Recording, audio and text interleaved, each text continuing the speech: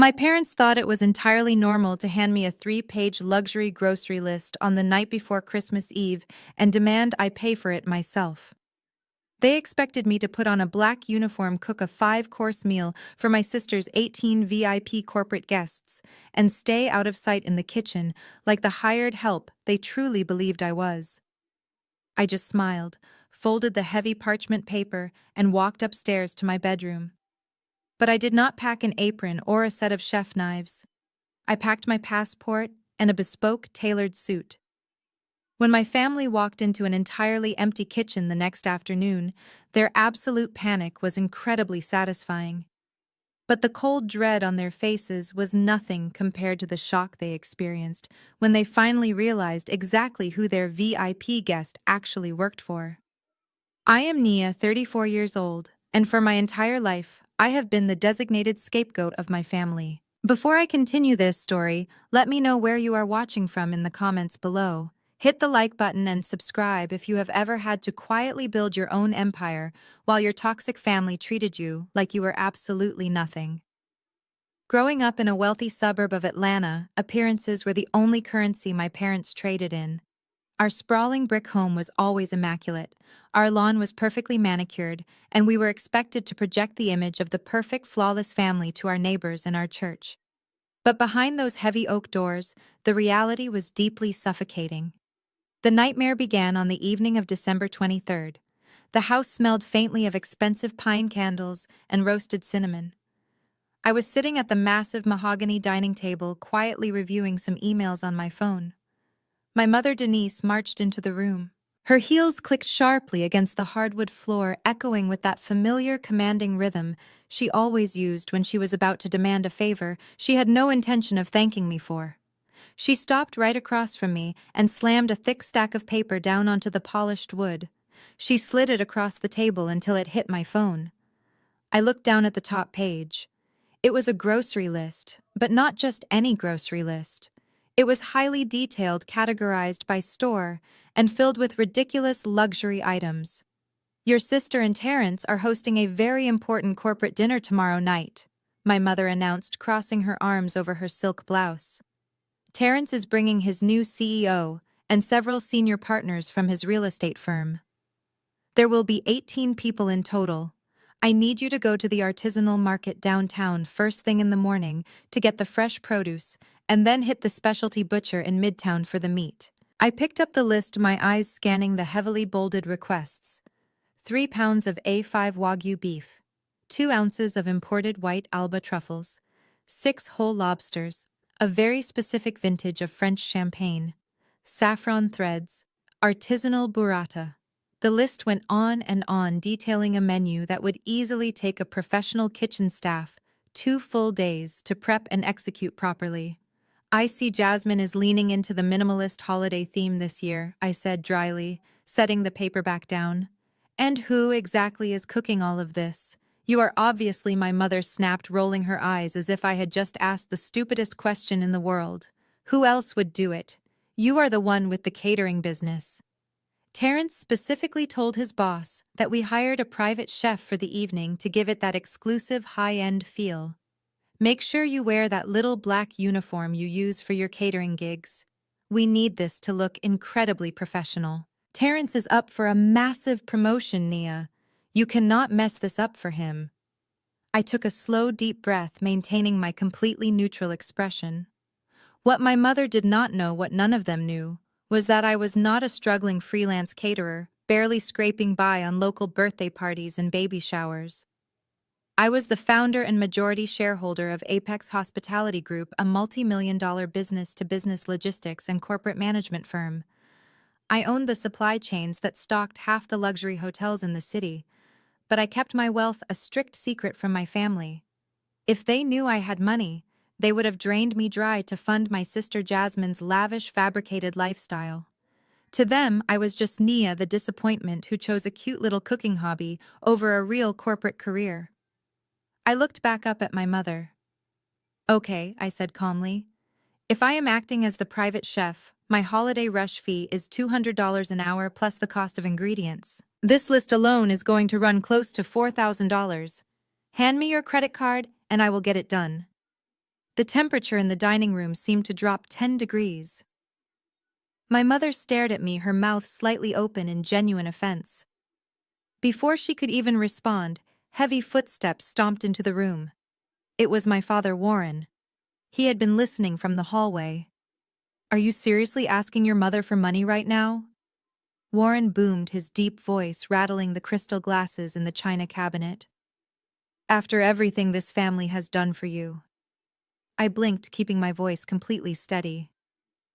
"You want me to buy $4,000 worth of Wagyu beef and white truffles on my own dime to feed Terrence's coworkers?" "It is an investment in your sister's future," my father growled, stepping up to the table and leaning over it to intimidate me. "Jasmine and Terrence are building a legacy. Terrence is a senior vice president. He is out there making real moves in the corporate world while you are playing around in the kitchen. We let you live your little chef fantasy, and we do not bother you about getting a real job. Consider this your contribution to the family. You will buy the groceries, you will cook the meal, and you will serve the guests silently. You owe us this much." Before I could even formulate a response to my father's ridiculous demand, the heavy mahogany front door swung open, letting in a blast of cold winter air. My sister Jasmine breezed into the foyer. She was draped in a camel hair coat and carrying a designer handbag that I knew for a fact cost more than my parents' monthly mortgage payment. Right behind her was her husband Terrence. He was aggressively shedding his tailored wool overcoat while speaking loudly into his latest model's smartphone, making sure everyone in the house knew how important he was. Let me be completely clear about Terrence. He was a man who built his entire personality around corporate buzzwords and unearned arrogance. He finally ended his phone call, walked into the dining room, and immediately began bragging to my father. "The market is completely ruthless right now," Warren Terrence said, puffing out his chest. "Being a senior vice president means I am carrying the weight of the entire regional division on my back. But tomorrow night is the game changer. My CEO, Donovan, is flying in from New York specifically for this dinner. Donovan is a titan in the commercial real estate space. If I can secure his absolute confidence over a flawless holiday meal, my transition to the executive board is practically guaranteed." My father nodded vigorously, looking at Terrence with the kind of pride and admiration he had never once shown me. "That is exactly what we like to hear, Terrence. We are making sure everything is handled." Jasmine strutted into the dining room, her heels clicking against the wood. She looked at me the way someone might look at a smudge on a perfectly clean window. She glanced down at the table and noticed the thick parchment paper of the grocery list resting near my hand. "Oh, good, Mom gave you the menu?" Jasmine said, crossing her arms. "Now listen to me carefully, Nia. This is not one of your little backyard barbecue gigs. These are high net worth individuals. Terrence cannot afford any embarrassments. I need you to go home tonight and dig out that little black uniform you use for your catering jobs. You know the one. It makes you look exactly like the hired help, which is perfect for tomorrow." I sat perfectly still. I looked at my sister, taking in the sheer audacity of her demands. She genuinely believed she was superior to me. She truly believed her life was funded by her husband's brilliance, completely unaware that Terrence was drowning in debt, and that their lavish lifestyle was subsidized by the thousands of dollars my parents secretly siphoned from me under the guise of family emergencies. "Make sure the uniform is ironed." Jasmine continued, her tone dripping with absolute condescension. "When the guests arrive, you are to stay entirely in the kitchen, unless you are actively bringing out a course or refilling wine glasses. Pour the wine from the right side, clear the plates from the left. And under no circumstances are you to engage in conversation with Donovan or the senior partners. Do not mention your little cooking hobby. Do not talk about your life. You will serve them silently, and you will bow your head if they thank you. Do you understand me?" Terrence stepped up next to Jasmine, placing a heavy hand on her shoulder and giving me a patronizing smile. "Do not take it personally, Nia. You have to understand the level of wealth and power we are dealing with tomorrow. Donovan is accustomed to a certain standard. The man runs a billion-dollar empire. We just need you to play your part, so I can secure this promotion. Once I am on the executive board, maybe I can throw a little funding your way for your catering business. Consider it a favor from a big brother." The sheer irony of his statement was almost too heavy to carry. Terrence was trying to flex his connection to Donovan. What Terrence did not know was that Donovan's firm had been quietly bleeding money for the last 3 quarters. What Terrence did not know was that Apex Hospitality Group, my company, was in the final stages of a hostile takeover that would swallow Donovan's entire real estate firm whole. Donovan did not just work in my industry. In a matter of days, Donovan was going to work for me. I looked at my mother, who was standing quietly in the corner, nodding in agreement with Jasmine. I looked at my father, who was glaring at me, waiting for me to submit to their demands. Finally, I looked at Terrence and Jasmine. I did not cry. I did not raise my voice. I did not try to argue or defend my dignity, because defending yourself to people who are committed to misunderstanding you is a complete waste of breath. Instead, I slowly stood up from the heavy mahogany chair. I picked up the 3-page luxury grocery list. I folded it precisely down the middle, then folded it again, and casually slipped it into the pocket of my blazer. I looked directly into Jasmine's eyes, allowing a chillingly sweet, perfectly calm smile to spread across my face. "You have absolutely nothing to worry about," I said, my voice smooth and utterly devoid of emotion. "The kitchen will have exactly what you deserve tomorrow." Without waiting for a response, I turned on my heel and walked out of the dining room. I could feel their eyes on my back, completely clueless to the magnitude of the storm that was about to hit them. I walked up the sweeping staircase to my childhood bedroom, but I had no intention of staying the night. The trap was set, and they had eagerly walked right into it. I locked the door to my childhood bedroom and leaned against the wood for a moment. The room was exactly as it had been when I was 16, faded lavender walls and a twin bed pushed into the corner. My parents had spent $80,000 renovating Jasmine's old room into a luxurious guest suite, but they never bothered to touch mine. It was the perfect physical representation of how they viewed us. Jasmine was an investment. I was an afterthought. I dropped to my knees and reached under the bed, pulling out a sleek, matte black hardshell carry-on. I unzipped it and laid it open on the faded quilt. For the past decade, I had watched my parents bankroll every single one of my sister's mistakes. When Jasmine crashed her first car because she was texting my father, bought her a brand new Mercedes the very next day. When she demanded a fairy tale wedding, my parents took out a second mortgage to pay for the $100,000 venue. And when Terrence lost his previous job because of sheer incompetence, my parents suddenly started having quote-unquote family emergencies. They guilt-tripped me into covering their utility bills, property taxes, and car repairs. It took me years to realize that every dollar they squeezed out of me was going directly into Jasmine's bank account so she could maintain her illusion of high society wealth. That was the exact reason I learned to move in silence. The day I signed the paperwork to establish Apex Hospitality Group, I made a vow to never let them know my true net worth. I built my empire in the shadows, working 80-hour weeks, securing government contracts, and dominating the corporate logistics space. While they thought I was sweating over a hot stove, baking cupcakes for neighborhood block parties, I was actually buying out massive supply chains and sitting on corporate boards. I walked over to the closet and pulled open the folding doors. Hanging right at the front was the little black catering uniform Jasmine had commanded me to wear.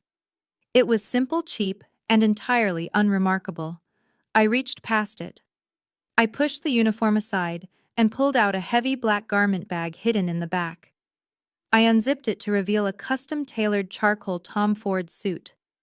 The fabric was flawless. It was the armor of a woman who commanded boardrooms, not a woman who served appetizers. I folded the suit carefully and placed it into my luggage. Next came a pair of Christian Louboutin heels, my leather portfolio, and a velvet box containing my diamond Rolex. Finally, I opened my nightstand drawer and pulled out my dark blue passport. I tossed it right on top of the suit and snapped the suitcase shut. The metallic click was the most satisfying sound I had heard all year. I grabbed my wool trench coat and my bag. I did not bother leaving a note. I cracked my bedroom door open and listened.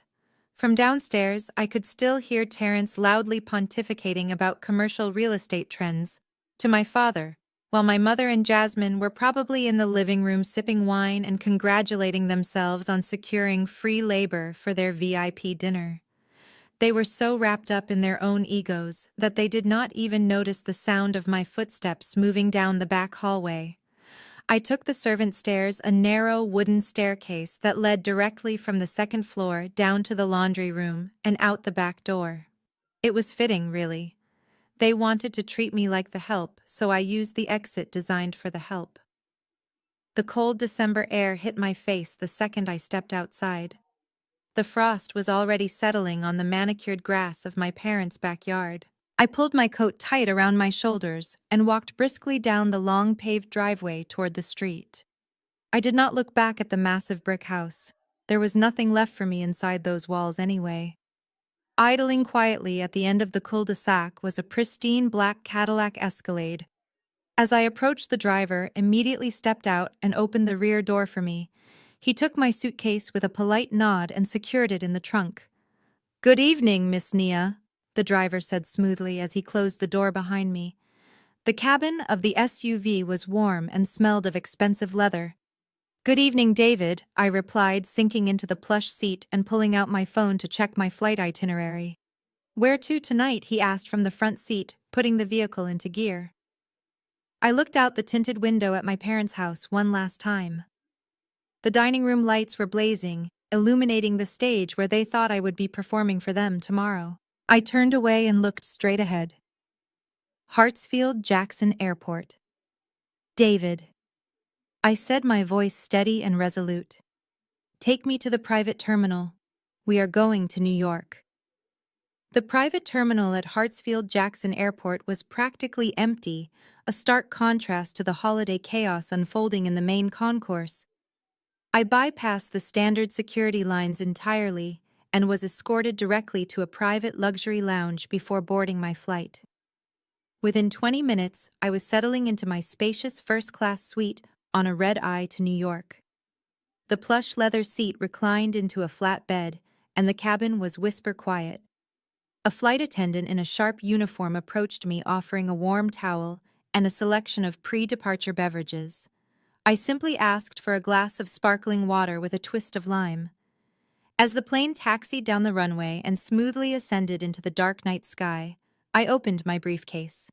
I did not pull out recipes or grocery lists. I pulled out my secure company tablet and opened the confidential dossier for the upcoming corporate acquisition. Apex Hospitality Group was about to absorb a major player in the commercial real estate sector. I spent the first hour of the flight reviewing asset valuations, employee retention plans, and quarterly profit margins. But my focus was eventually broken by the persistent buzzing of my personal cell phone sitting on the console next to me. The group chat with my parents and sister was still highly active. I ignored the new incoming messages and instead scrolled back through the history of our text conversations over the past few months. Looking at the digital paper trail of their manipulation was a sobering experience. I wanted to remind myself exactly why I was doing this, why I was leaving them to drown in their own manufactured crisis. I stopped on a message my father Warren had sent me just 3 weeks ago. "Nia, your sister had an unexpected expense with her master bathroom renovation," the text read. "Terrence will not get his end-of-year bonus until next quarter. I need you to wire $1,200 to her account by noon today. You have no real overhead with that little kitchen gig of yours, and you do not have a mortgage to worry about like they do. Do not make this a big deal. Family looks out for family." I had sent the money without a single argument, knowing full well that Terrence was not getting a bonus at all. I knew Terrence was barely clinging to his mid-level manager position. I scrolled down slightly and pulled up a text from my mother Denise from the week before Thanksgiving. "Are you still doing that cute little hobby of yours?" she had written. "The church bake sale is this weekend. We need you to drop off 4 dozen of your cupcakes. Do not charge them, it is for charity. And please try to wear something presentable when you drop them off. Jasmine is bringing Terrence, and we do not want his colleagues thinking you are struggling to make ends meet." The cognitive dissonance of my family was truly staggering. They constantly belittled my career to make themselves feel superior, treating my multi-million-dollar enterprise as if I were selling lemonade on a sidewalk. Yet whenever Jasmine overextended her credit cards, buying designer shoes she could not afford, or whenever Terrence needed to project the image of a wealthy executive, they immediately treated my bank account like their own personal ATM. They needed me to be a failure so Jasmine could be the golden child, but they desperately needed my money to keep her pedestal from crumbling. I took a slow sip of my sparkling water, feeling the cool liquid soothe my throat. The anger that used to consume me when reading these messages was completely gone. In its place was a sharp clinical detachment. They had spent years weaving a complex web of lies to protect their fragile egos, and tomorrow night that entire web was going to be set on fire. The flight was smooth, and before long the captain announced our initial descent into New York. I looked out the oval window as the plane broke through the cloud cover. The sprawling, glittering grid of Manhattan stretched out below me, a sea of golden lights against the freezing December night. This was my city. This was where my actual life existed, where I commanded boardrooms and negotiated contracts that shaped entire industries. Down there, I was not Jasmine's embarrassing younger sister. I was a force of nature. The wheels of the heavy aircraft hit the tarmac at JFK International Airport with a firm thud. As the plane taxied toward the gate, the cabin lights brightened, and the familiar chime of passengers turning on their cellular devices echoed through the aisles. My phone instantly vibrated against the console. I picked it up and saw a brand new text message illuminating the lock screen. It was from my mother. "Make sure the silver is polished before you go to the store tomorrow morning." The text read, her demanding tone evident even through a digital screen. "Do not just wash it. Actually, polish it. Terrence's boss is a man of high standards. He only drinks sparkling water from glass bottles, so you need to find the imported kind. Do not mess this up for your brother-in-law, Nia. We are all counting on you to do your job." I stared at the glowing screen for a long moment. I pictured my mother sitting in her meticulously decorated living room in Atlanta, completely convinced that I was currently asleep in my childhood bedroom, preparing to wake up at dawn to serve them. I pictured Terrence arrogantly bragging about his non-existent wealth. I did not reply to the message. I did not send a sarcastic remark or a vague threat. I simply smiled, swiped down on the control center of my phone, and firmly tapped the crescent moon icon. The device immediately went into Do Not Disturb mode. The screen faded to black. The silence that followed was absolute perfection. I gathered my belongings, stepped off the plane, and walked into the bustling New York airport, leaving my family entirely to their own devices. The black town car glided smoothly through the pre-dawn streets of Manhattan, carrying me away from the airport and toward my actual life. I watched the towering skyscrapers of the financial district blur past the tinted windows. My family loved to brag about their 4-bedroom house in the suburbs of Atlanta, completely oblivious to the fact that I owned a sprawling penthouse overlooking Central Park. When the private elevator doors finally opened directly into my foyer, I stepped out onto the polished marble floors and took a deep breath of the crisp temperature-controlled air. Standing by the massive granite kitchen island was my executive assistant, Alicia. She was already fully dressed in a sharp-tailored blazer, holding a thick stack of corporate dossiers and a steaming cup of black coffee exactly the way I liked it. Alicia was one of the few people on Earth who actually knew the full extent of my wealth and power. She had been with me since the early days of Apex Hospitality Group, back when I was securing my very first million-dollar government contracts. "Welcome back to New York, boss," Alicia said, handing me the coffee and following me into my home office. "I have the finalized contracts from the legal team ready for your signature." They worked through the night to make sure every single clause was ironclad. I sat down at my custom walnut desk and opened the heavy leather binder she placed in front of me. This was the real reason I had flown in on a red-eye flight, instead of staying to play the role of an obedient servant. For the past 6 months, my company had been ruthlessly negotiating the hostile takeover of a massive but severely mismanaged commercial real estate firm. The firm was bleeding capital, drowning in operational debt, and desperately needed a bailout to avoid complete bankruptcy. That bailout was me. I was officially buying them out, absorbing their entire portfolio into my logistics empire. I spent the next several hours completely immersed in the acquisition paperwork. I reviewed asset liquidations, executive restructuring plans, and severance packages for the bloated upper management team we were about to terminate. There was a certain dark comedy in sitting in a multi-million-dollar penthouse, orchestrating a corporate buyout that would shake the entire industry, all while my mother firmly believed I was currently scrubbing pots and pans in her kitchen. To them, I was just a freelance caterer who needed a charity handout from my arrogant brother-in-law. To the actual corporate world, I was a titan who controlled the supply chains and real estate assets of half the East Coast. My father had spent his entire life worshipping men in cheap suits who talked loudly about business strategies they barely understood. Terrence was exactly the kind of man my father respected, a man who used corporate buzzwords to mask his own incompetence. Meanwhile, I had quietly built a generational fortune without ever asking them for a single dime.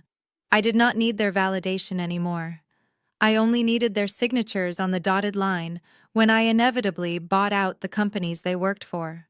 By the time I signed the final page of the incredibly dense merger agreement, the sun was already beginning to set over the New York skyline. I closed the leather binder, stretched my arms, and looked at the antique grandfather clock standing in the corner of my office. It was exactly 4 o'clock in the afternoon on Christmas Eve. Down in Atlanta, the high-stakes corporate dinner my sister and Terrence were hosting was scheduled to begin at exactly 6 o'clock. That meant right at this very moment, my family was likely expecting the kitchen to be filled with the rich aroma of roasted Wagyu beef and buttery lobster. They were expecting the silver to be meticulously polished, the expensive wine to be properly decanted, and their obedient little maid to be standing quietly in the corner, ready to serve Terrence and his incredibly important guests without uttering a single word. I walked out of my office and into the massive living room, pouring myself a small glass of aged bourbon from the crystal decanter on the bar cart. I walked over to the floor-to-ceiling windows and watched the city lights flicker on one by one across the sweeping Manhattan skyline. The silence in my apartment was deeply comforting. It was the silence of absolute control. But I knew the silence down in Atlanta was about to violently shatter into a million pieces. Just as I took a sip of my drink, feeling the warm burn of the bourbon, Alicia walked into the room. She was holding a silver tablet in her hands, and she had a distinct, highly amused smirk on her face.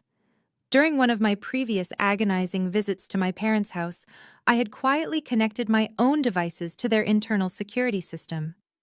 I originally did it to make sure nobody was snooping through my childhood bedroom while I was away, but today, that little technological backdoor was serving an entirely different purpose. Alicia stopped next to me and held out the glowing screen. The tablet was split into multiple live video feeds from the high-definition cameras positioned around my parents' kitchen, their formal dining room, and the grand foyer. I know you explicitly told me to hold all of your personal calls and text messages until tomorrow morning, Alicia said, her eyes gleaming with genuine anticipation. But I think you will really want to see this, boss. The show is just getting started. I took the silver tablet from Alicia and looked down at the high-definition split screen. The feed from the kitchen camera was absolutely glorious. The white quartz countertops were completely bare. The massive stainless steel refrigerator was closed. The double ovens were cold and dark. There was not a single trace of Wagyu beef, imported truffles, or polished silver anywhere in sight. The kitchen looked exactly as it did every other day of the year, perfectly clean and entirely devoid of food. Standing right in the middle of the spotless room was my mother. Denise had one hand dramatically clutched over her chest, taking short and ragged breaths, as if she were actively having a medical emergency. She was frantically opening and closing empty cabinets, peering into the pantry, as if $4,000 worth of luxury groceries were magically going to appear behind a box of stale crackers. Suddenly, Jasmine burst into the camera frame. My sister was wearing a floor-length emerald green sequined evening gown. It was an outfit so utterly ridiculous and over the top for a home dinner that she looked like she was heading to an award show. Her perfectly styled hair was practically vibrating with rage. She marched right up to my father Warren, who had just walked into the kitchen, looking completely bewildered and holding his car keys. "Where is she?" Jasmine shrieked, her voice peaking the audio microphone on the security camera. "Where is the food, Dad? The guests are going to be here in less than 2 hours. Terrence's boss expects a 5-star meal." "I do not know where she is," Warren yelled back, his face turning a deep shade of crimson. "Her car is not in the driveway and her bedroom is completely empty. I told you we should have hired a real catering company instead of relying on your useless sister. She has always been irresponsible. This is exactly why she is not successful." I swiped the tablet screen, switching the main audio feed to the formal living room camera. Terrence was pacing back and forth across the expensive Persian rug like a trapped animal. He had already sweated through the collar of his tailored designer dress shirt. His silk tie was loosened and pulled askew, and he was violently rubbing his temples with both hands.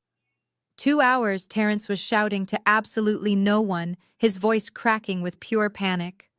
"Donovan is arriving in 2 hours. He is bringing the regional vice presidents. My career is completely over. I am going to be a laughingstock at the firm. I told them we had a private chef. I told them this was going to be an exclusive, high-end culinary experience." Watching Terrence absolutely melt down over a lie he fabricated himself was incredibly validating. For years, I had to sit quietly at family gatherings while he belittled my business, questioned my work ethic, and bragged about his massive fake salary. Now the man who claimed to be a brilliant corporate strategist could not even figure out how to feed 18 people without exploiting his sister-in-law. I watched as Terrence stormed into the kitchen to join the rest of the panic room. "What are we going to do?" he demanded, pointing a trembling finger at my parents. "You promised me she had this under control. You promised me she would be here in a uniform serving my boss." Back in the kitchen, my mother was violently tapping the screen of her cell phone. A split second later, my personal cell phone sitting on the walnut desk next to me began to vibrate. The screen illuminated with an incoming FaceTime call from Denise. Alicia raised an eyebrow, looking from the vibrating phone to me. "Are you going to answer that, boss?" she asked, a small smile playing on her lips. She knew exactly how much I had endured from these people. I picked up my crystal glass of bourbon and took a slow, deliberate sip. I watched my mother on the tablet screen, pacing the kitchen floor, holding her phone to her ear with a look of pure desperation. I let it ring. I wanted the anxiety to truly settle into their bones. I let it ring until the call automatically disconnected, and then I watched my mother scream in frustration on the video feed. She immediately called back. This time, Jasmine and Terrence crowded around her in the kitchen. They were all staring at the small screen of her phone as if their entire lives depended on it. Which, in a corporate and social sense, they actually did. I set my bourbon glass down on the desk. I picked up my phone and walked out of my home office, stepping into my massive living room. I adjusted my posture so that the sweeping illuminated Manhattan skyline was perfectly framed through the floor-to-ceiling windows behind me. I wanted them to see exactly where I was. I tapped the green accept button on the screen and prepared to watch their entire world crumble. I stepped out onto my private terrace. The freezing December wind whipped around me, but I barely felt the cold.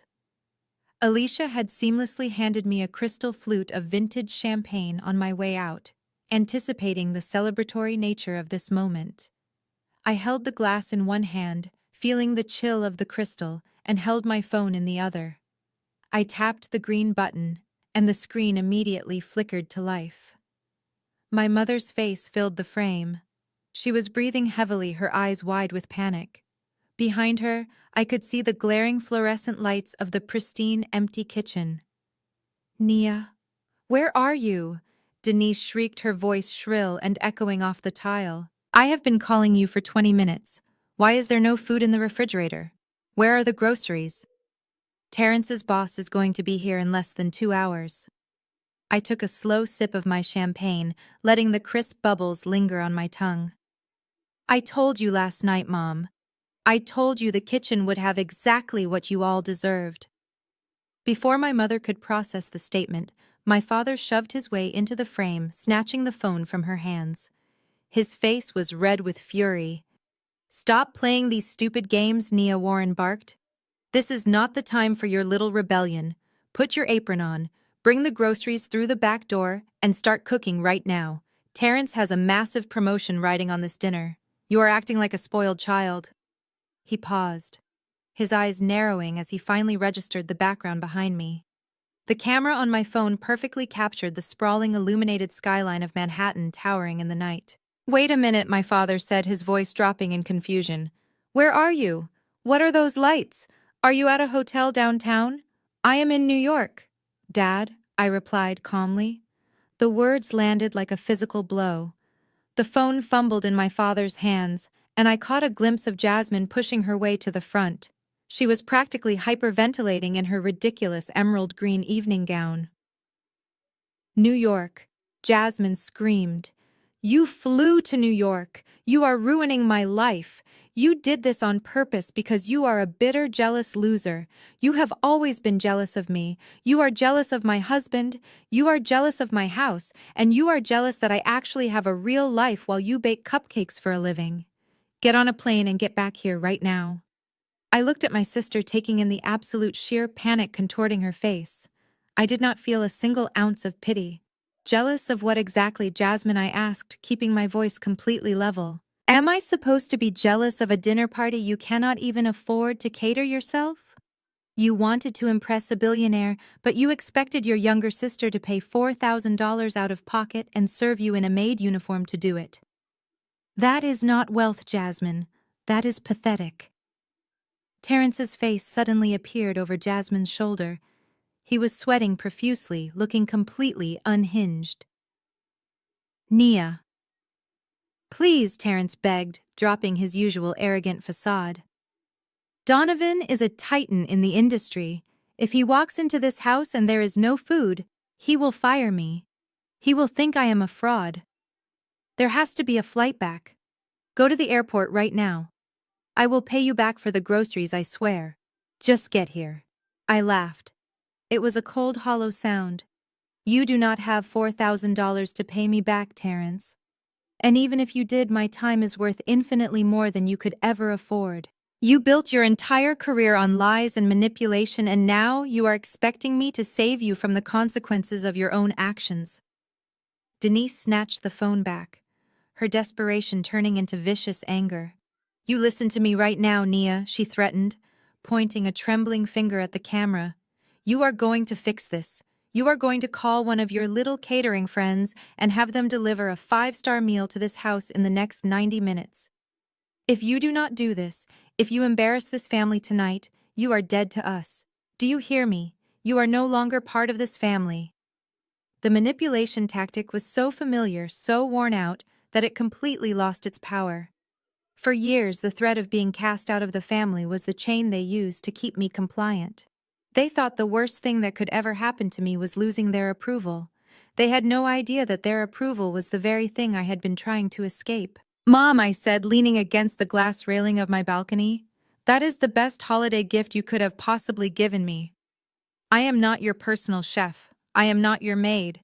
And I am absolutely not the bankrolling Terrence's desperate networking event. You wanted to host an exclusive culinary experience for your VIP guests. You have exactly 90 minutes to figure out how to cook it yourselves. Do not contact me again." Without waiting for another word, I pulled the phone away from my face and tapped the red end call button. The screen went black, cutting off their screaming instantly. I stood there in the freezing Manhattan air for a moment, letting the profound silence wash over me. I unlocked my phone, went into my settings, and methodically blocked my mother's number, then my father's, then Jasmine's, and finally Terrence's. I blocked their calls, their text messages, and their social media accounts. For the next 24 hours, They would be completely isolated in their own self-made disaster, completely unable to reach the one person they always relied on to save them. I turned around, walked back into the warmth of my luxury penthouse, and handed my empty champagne flute to Alicia. The trap had been fully sprung. Now all I had to do was watch them tear each other apart. I walked back to my home office and picked up the silver tablet from the walnut desk. The 90-minute countdown had begun. I sat down in my leather executive chair and propped the tablet up against a stack of acquisition files.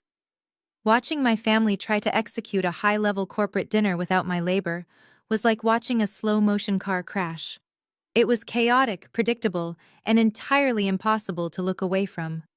Terrence was furiously scrolling on his smartphone in the living room, his face pale and covered in a thin sheen of sweat. It was Christmas Eve. Every high-end restaurant in the Atlanta metro area was completely booked or already closed for the holiday. No private chef was going to answer a desperate phone call at 5 o'clock in the afternoon, no matter how much money Terrence pretended to have.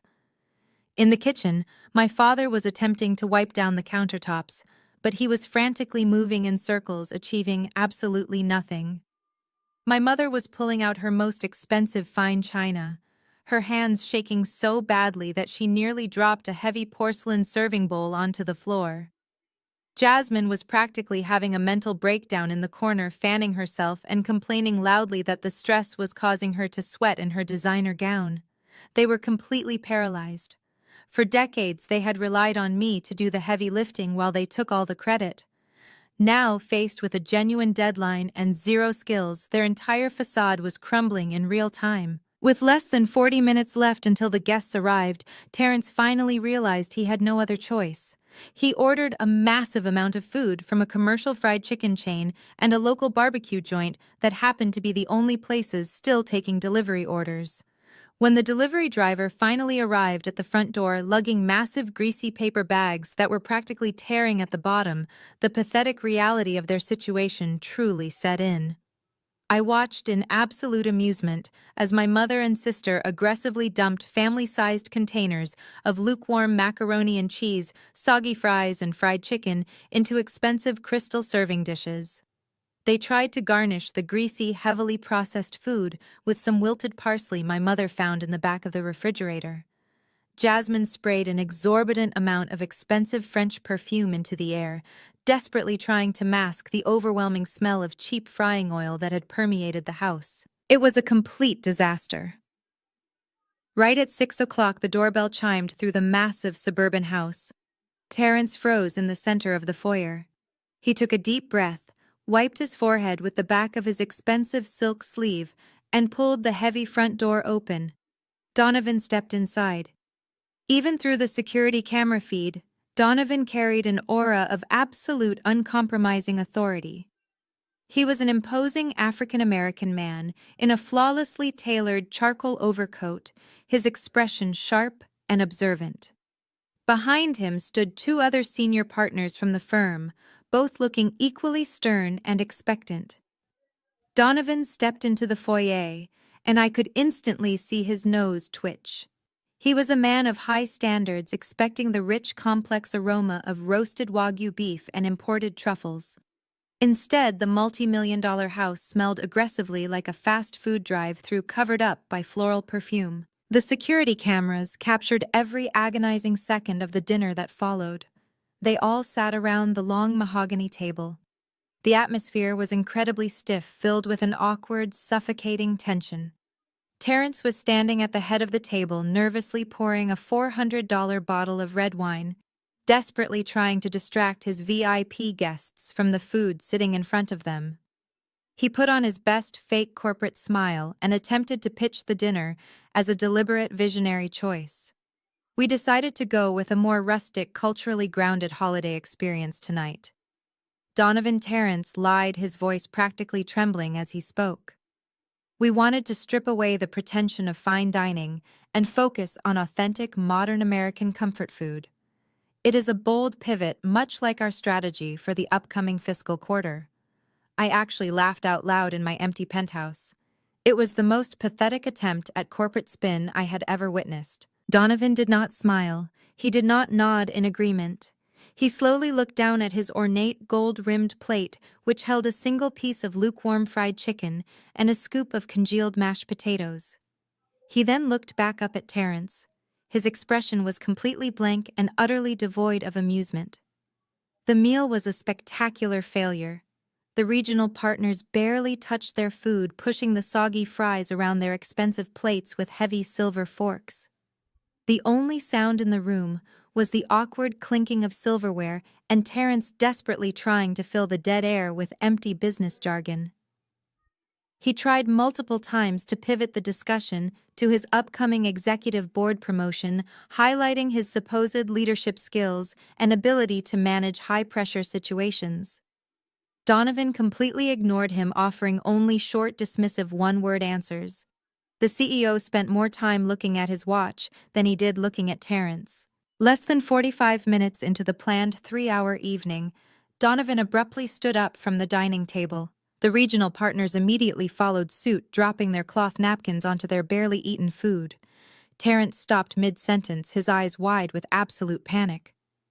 "I think we have seen enough here tonight," Terence Donovan said, his voice cold and flat, echoing through the dining room. "I appreciate you showing us exactly how you handle expectations and execute your visions. Enjoy your comfort food. We will be leaving now." Donovan turned and walked deliberately toward the front foyer, his partners trailing closely behind him. Terence did not even try to walk them out. He was completely frozen.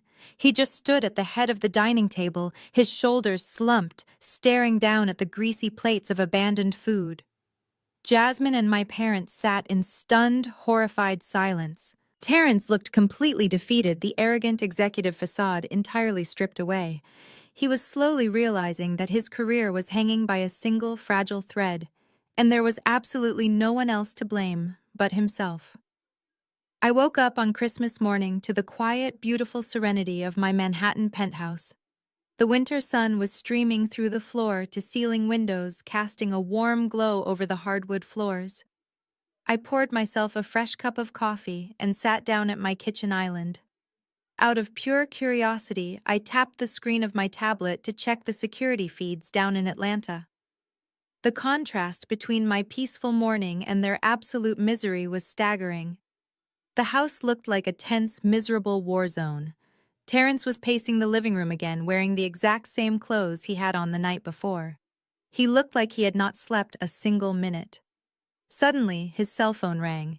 He scrambled to answer it, his hands visibly shaking on the camera feed. I could not hear the other side of the conversation, but Terence's desperate pleading tone made it incredibly obvious who was calling. It was Donovan. Terence put the phone on speaker and set it on the coffee table so the rest of the family could hear. My parents and Jasmine gathered around the device like it was a glowing lifeline. Donovan's voice echoed through the living room, crisp and completely unapologetic. He told Terence that his performance last night was an absolute embarrassment to the firm. He said the disorganized, chaotic environment showed a severe lack of leadership and preparation. However, Donovan was willing to give him one final opportunity to prove he actually belonged in their elite corporate culture. The firm was hosting its annual New Year's Eve gala at a premier luxury ballroom in New York City. Donovan demanded that Terence and his family fly up to attend the event. He wanted to see how Terence handled himself in a room full of actual executives, billionaires, and industry titans. Donovan made it very clear that this was not a polite invitation. It was a strict ultimatum. If Terence did not show up and impress the board, he would be clearing out his desk the first week of January. The moment the call ended, the living room erupted into chaos. Jasmine immediately started pacing, waving her hands frantically in the air. She completely ignored the fact that her husband's career was on the verge of collapsing. Instead, her first thought was her wardrobe. She declared that she needed a brand new designer dress, professional hair and makeup, and most importantly, she absolutely refused to fly in the economy cabin. "We are going to New York," she announced to my parents, acting as if they had just won the lottery instead of being handed a corporate death sentence. But there was a massive problem. Terence's credit cards were completely maxed out. They had zero savings. They had absolutely no way to pay for last-minute holiday flights to New York, let alone a luxury hotel room in Manhattan during the most expensive week of the year. Naturally, Jasmine turned her ridiculous demands directly toward my parents. She threw an absolute tantrum right there in the living room. She pointed her finger at the camera, indirectly pointing at me, and claimed that this entire situation was my fault. If Naya had just done her job and cooked the meal like she was supposed to, we would not be in this mess. Jasmine whined, stomping her foot on the expensive rug. She ruined Terrence's dinner on purpose. Now you have to fix it, Dad. You have to pay for our tickets. I am not flying in the back of the plane, and I am not staying in some cheap motel. We need first-class tickets and a suite at a luxury hotel, or Donovan will think we are poor. I watched in pure disbelief as my father, completely brainwashed by his golden child, actually agreed to her demands. He pulled out his emergency retirement credit card to book the flights and the hotel rooms. He rubbed his face in exhaustion, muttering under his breath about how I had forced them into this massive financial strain. They were literally bankrupting themselves to keep up a pathetic lie, and they were still finding a way to make me the villain of their story. I turned off the tablet screen and laughed.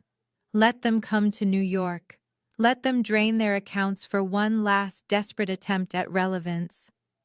I spent the next few days enjoying the city, having quiet dinners with my actual friends, and celebrating a peaceful holiday entirely free from their toxic demands. By December 28th, I was back in my home office sitting across from Alicia. The merger was entering its absolute final stages. We had officially acquired the massive parent holding company, and now we were reviewing the roster of subsidiaries we were about to completely absorb into Apex Hospitality Group. Alicia handed me a thick blue folder containing the organizational charts and executive summaries for the regional commercial real estate divisions. I flipped through the heavy pages, scanning the data and evaluating which departments we were going to restructure. My eyes suddenly locked onto a very familiar corporate logo printed at the top of page 42. I paused, leaning closer to the document. I ran my index finger down the long list of regional directors, vice presidents, and mid-level managers. Right there, sitting squarely in the middle of the page under the regional management tier, was Terrence's full name. I looked up at Alicia, a slow, deeply satisfied smile spreading across my face. The puzzle pieces suddenly snapped together with perfect clarity. The massive company I had just spent 6 months acquiring was the exact parent company that owned Terrence's real estate firm. Donovan, the incredibly intimidating CEO who had just demanded Terrence fly to New York, was not just some untouchable titan. Donovan was now technically my direct employee. I closed the blue folder and leaned back in my leather chair. The universe had just handed me the ultimate checkmate, and my family was flying first class right into the trap. The very next morning, I walked into the main conference room on the top floor of my corporate headquarters. The massive glass table was surrounded by 30 of the most powerful executives in the commercial real estate sector. Half of them worked for me. The other half belonged to the parent company we were officially absorbing today. The air in the room was thick with tension. The old executives were sweating in their expensive tailored suits, terrified of the restructuring that was about to take place. I took my seat at the absolute head of the table. I did not raise my voice, but when I spoke, the entire room fell dead silent. One of the outgoing board members, an older man who clearly had a massive problem answering to a 34-year-old black woman, tried to push back on my proposed severance restructuring. He leaned forward aggressively, tapping his expensive pen against the glass, and claimed my terms were too hostile. He tried to use the same patronizing tone Terrence used on me. I did not even blink. I opened my leather portfolio, pulled out a single sheet of paper, and slid it across the long table. I recited his exact profit and loss margins from the last 3 quarters entirely from memory. I pointed out the exact millions he had lost his own company through gross negligence and outdated strategies. I looked him dead in the eye and told him he could either take the severance package I was offering right now, or I would have my legal team open a formal, very public investigation into his department. He went completely pale, picked up his pen, and signed the document without uttering another single word. That was how I ran my empire. I was ruthless, precise, and entirely grounded in undeniable facts. After the ink was dry on the final merger agreements, I dismissed the room. Only Alicia and my core transition team remained. It was time to get to work on the actual integration process. I stood up and walked over to the massive digital screen covering the front wall of the boardroom. We needed to identify which regional branches were bleeding money and which ones were actually worth saving. I instructed my head of human resources to pull up the complete unedited employee roster for the specific subsidiary operating out of Atlanta. The very same subsidiary managed by Donovan. The roster filled the screen, organized by corporate hierarchy. I scanned the top tier. I scrolled past the executive board. I scrolled past the regional directors. I kept scrolling down through the ranks, moving past names and salaries, until I finally found what I was looking for. There it was. Terrence. I stared at the data file attached to his employee profile, and a sharp, genuinely amused laugh escaped my lips. Terrence had spent the last 5 years terrorizing my family with his supposed wealth. He demanded absolute respect at every holiday gathering, bragging endlessly about his massive bonuses and his critical role as a senior vice president. He had convinced my father that he was a titan of industry. But according to the official corporate database staring back at me, Terrence was nothing more than a mid-level regional manager. His actual salary was less than a third of what he had convinced my family he was making. He had no executive authority, he had no board seat. He was just a standard employee with a bloated ego. But the lies did not stop at his job title. I clicked deeper into his confidential human resources file, pulling up the background financial checks required for the merger, and the reality of his situation was laid entirely bare. Terrence had 2 active wage garnishments from major credit card companies. He was drowning in massive consumer debt. He was severely delinquent on his mortgage payments for the house my sister constantly bragged about.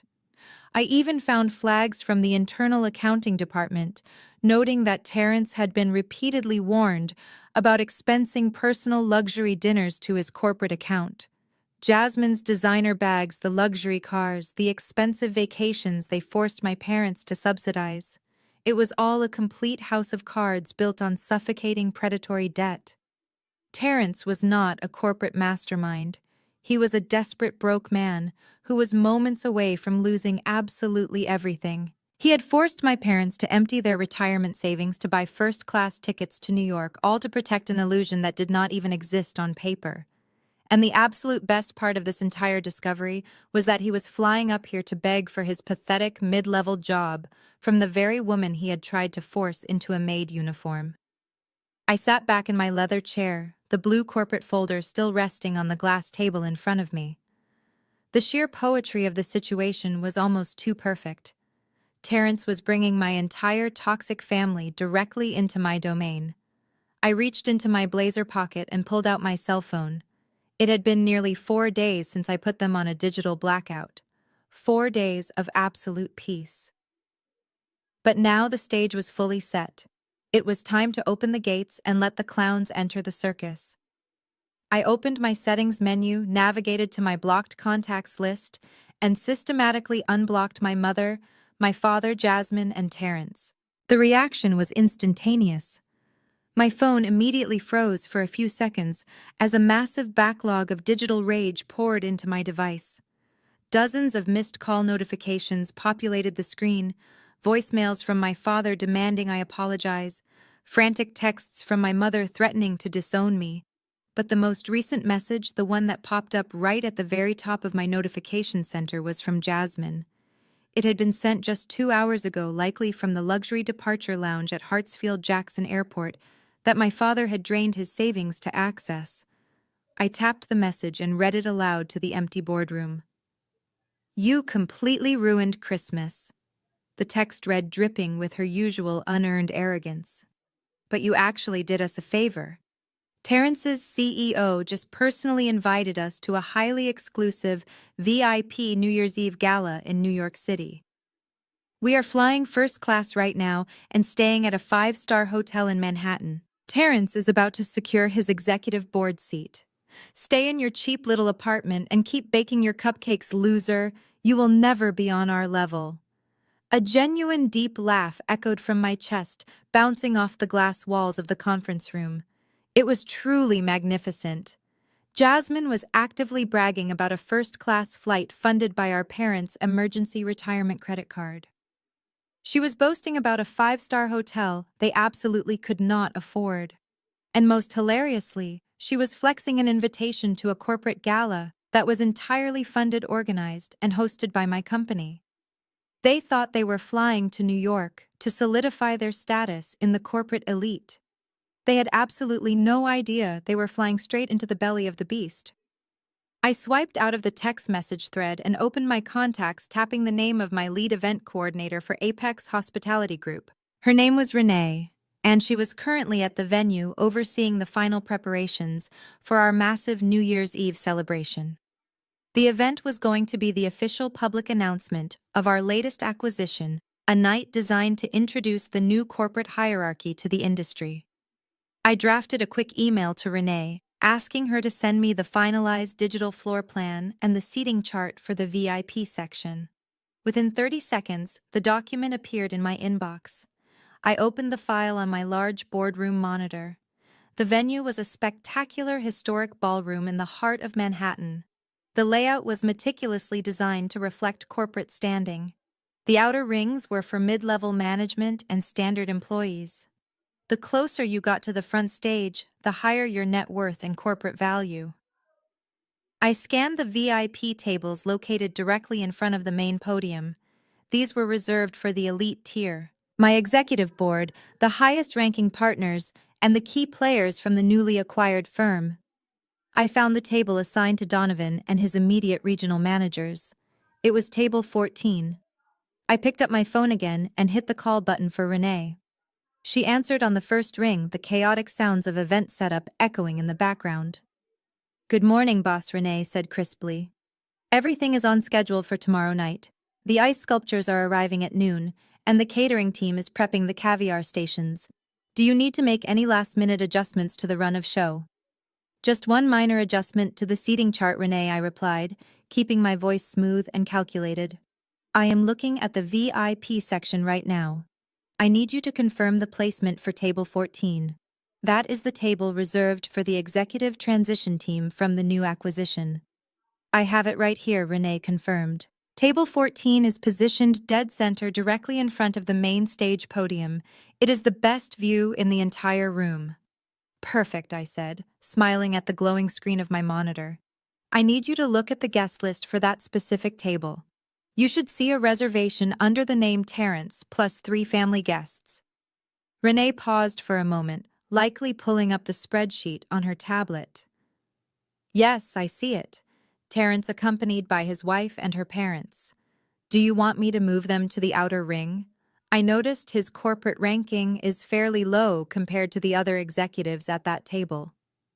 "No," I replied, my smile widening into something entirely ruthless.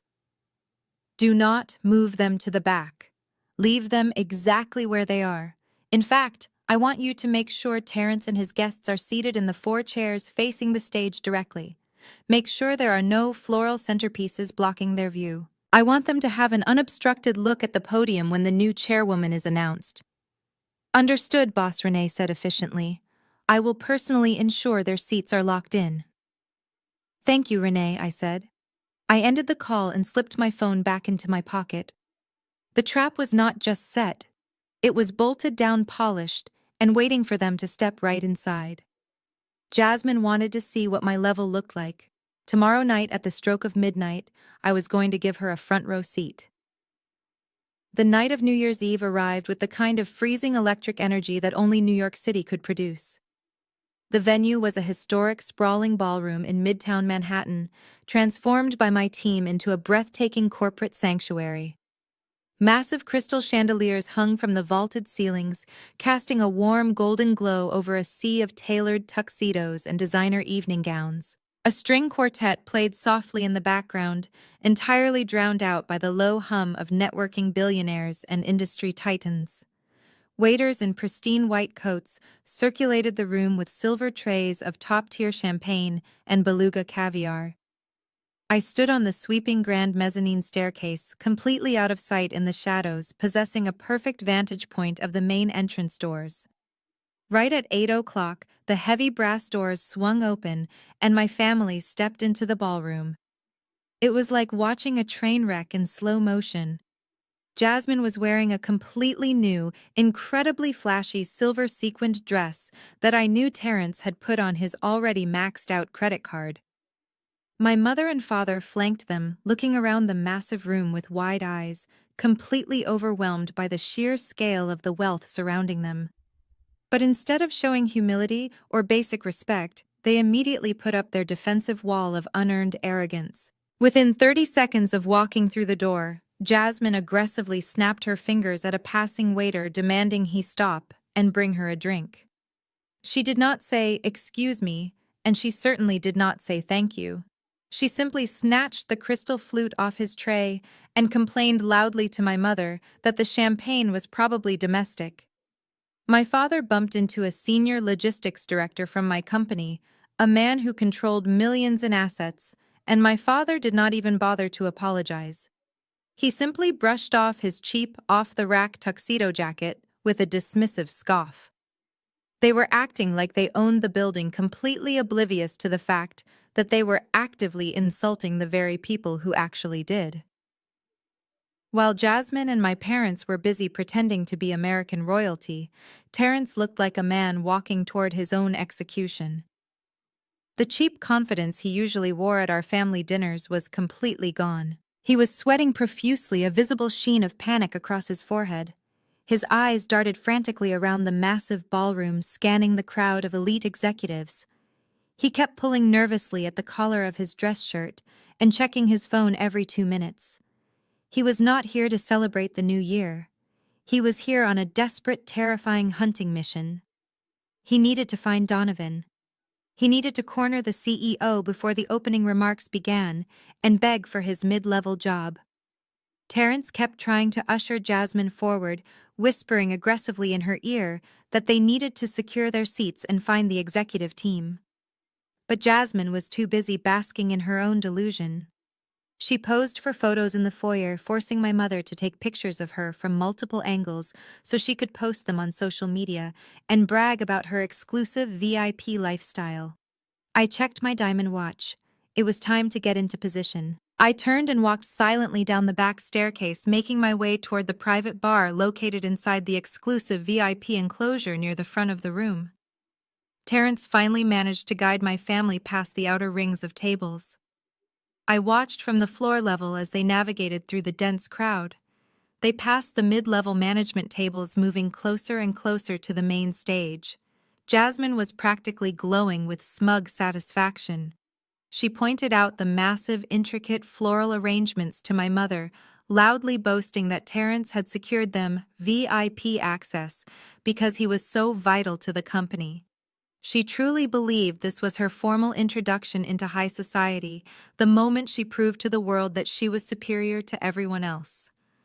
They finally reached the velvet rope separating the general ballroom floor from the elevated VIP section. The private event security guard stepped forward and unclipped the rope, checking Terrence's credentials on his tablet. The guard nodded professionally and gestured toward table 14, located right in the absolute center of the room, directly facing the main podium. Terrence let out a massive, audible sigh of relief. He wiped his forehead with a handkerchief, clearly thinking he had finally made it to the inner circle. He assumed that being seated at table 14 meant Donovan still valued him, that his career was safe, and that all his financial sins were about to be washed away. He took Jasmine by the hand, puffed out his chest to regain some of his shattered pride, and started walking confidently toward the table. My parents followed closely behind, whispering excitedly to each other about how close they were to the stage. They were practically vibrating with pride, ready to sit down and be served by the catering staff. But halfway to their designated seats, Jasmine suddenly froze. She stopped walking so abruptly that my mother nearly collided with her back. Jasmine's hand dropped limply from Terrence's grip. Her eyes went incredibly wide, locking onto a figure standing just a few yards away near the private VIP bar. Her jaw literally dropped open, all the smug arrogance draining from her face in a single devastating second.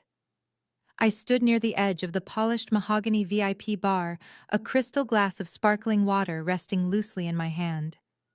I was wearing a custom-tailored midnight blue velvet gown that draped perfectly down to the floor, paired with a subtle but blinding diamond tennis necklace.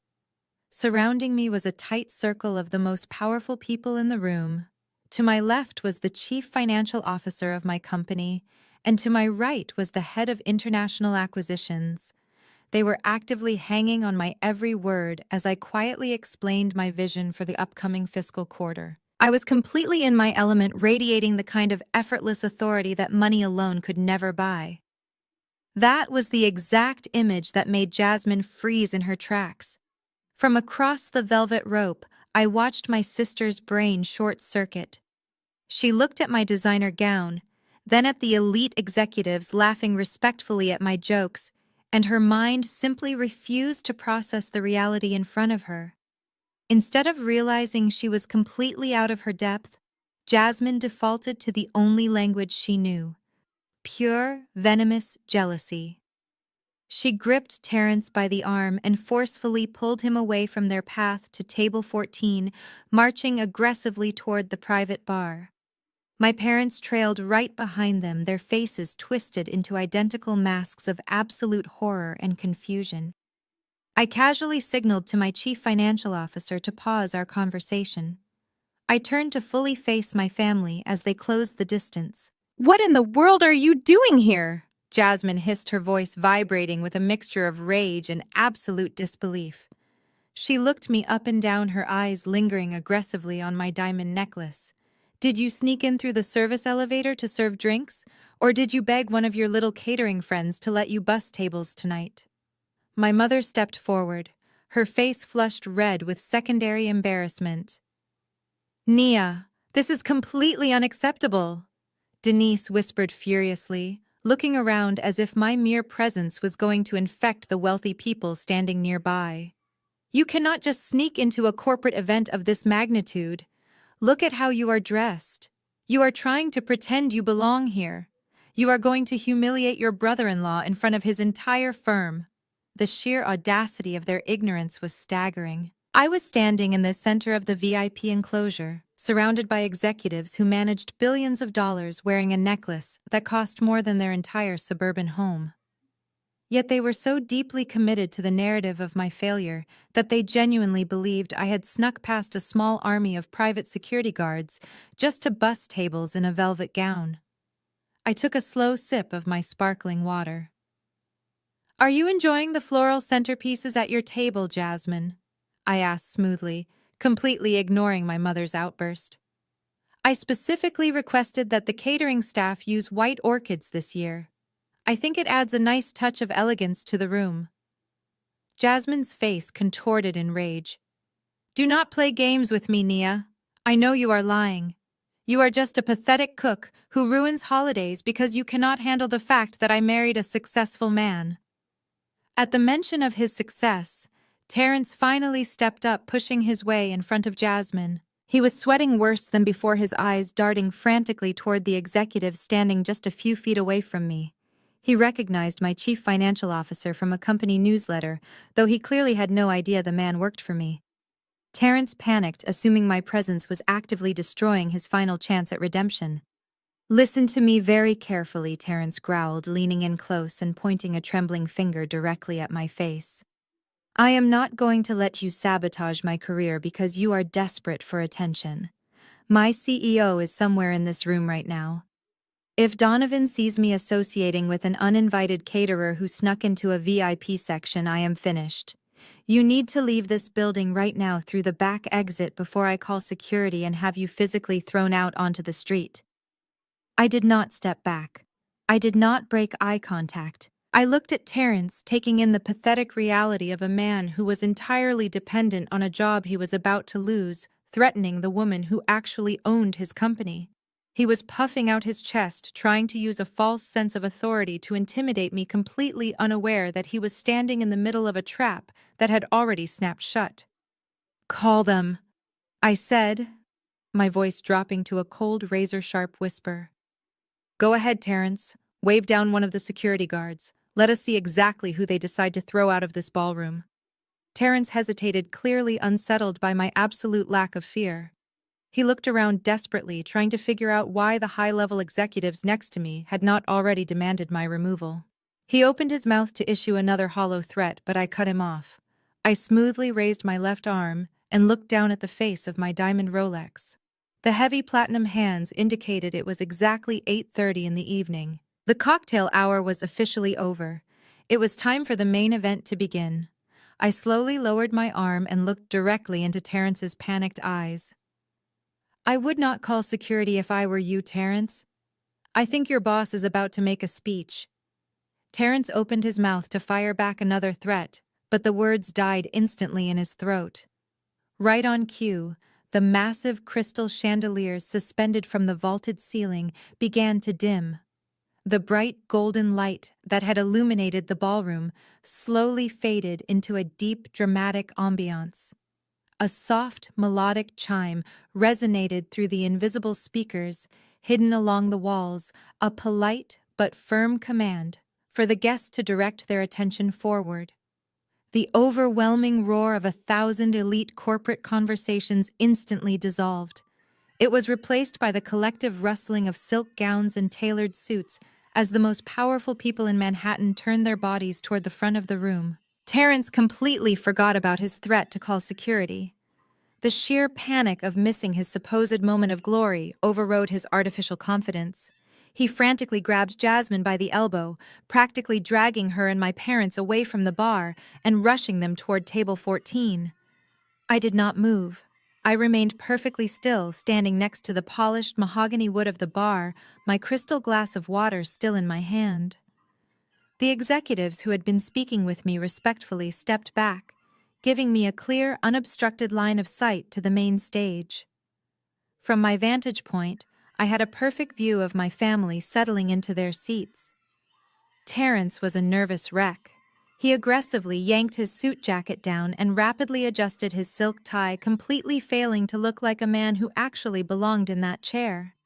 He leaned over to Jasmine, his voice a harsh, desperate whisper that I could easily read on his lips even from a distance. "Get your phone out right now," Terrence commanded, tapping her arm rapidly. "Get the camera ready. Make sure the lens is clean and you are recording in high definition. Donovan is absolutely going to mention my division tonight. He has to. He invited us here for a reason. This is the moment he announces my transition to the executive board. Make sure you get my face when he says my name." Jasmine did not hesitate. She eagerly fumbled with the clasp of her ridiculously expensive silver clutch, pulling out her smartphone. She held it up, resting her elbows on the white tablecloth, and aimed the camera directly at the stage. My mother and father sat on either side of them, sitting up so perfectly straight they looked like they had wooden boards strapped to their backs. Their faces were beaming with absolute unearned pride. They were practically vibrating with anticipation, ready to witness the public coronation of their golden son-in-law. They were entirely oblivious to the tragic irony that they were sitting in chairs paid for by the very woman they had just attempted to humiliate. The heavy velvet curtains on the right side of the main stage slowly parted. The crowd erupted into a polite, sustained round of applause. Donovan walked out from the shadows and stepped into the bright, focused beam of the spotlight. He looked incredibly imposing. He wore a flawless, custom-tailored black tuxedo that perfectly matched his uncompromising and ruthless reputation in the commercial real estate sector.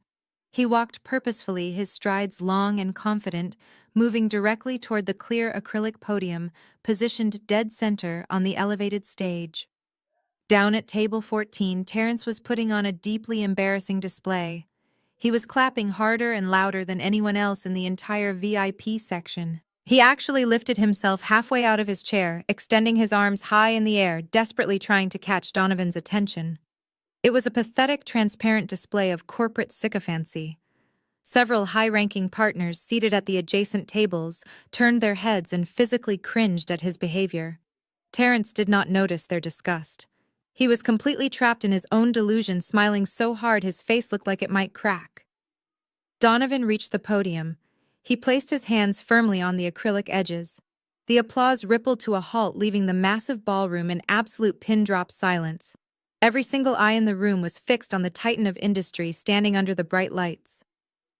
Donovan leaned forward. He raised his right hand and tapped the head of the microphone twice. The sharp, percussive sound echoed through the state-of-the-art sound system, reverberating off the historic walls of the venue. Terrence held his breath. Jasmine pressed the record button on her phone, a tiny red dot appearing on her glowing screen. But Donovan did not look down at the prepared speech resting on the podium. He did not begin with a standard corporate greeting or a predictable joke about the fiscal year. And he absolutely did not look down at the eager, sweating, desperate face of Terrence sitting directly in front of him at table 14. Instead, Donovan stopped completely.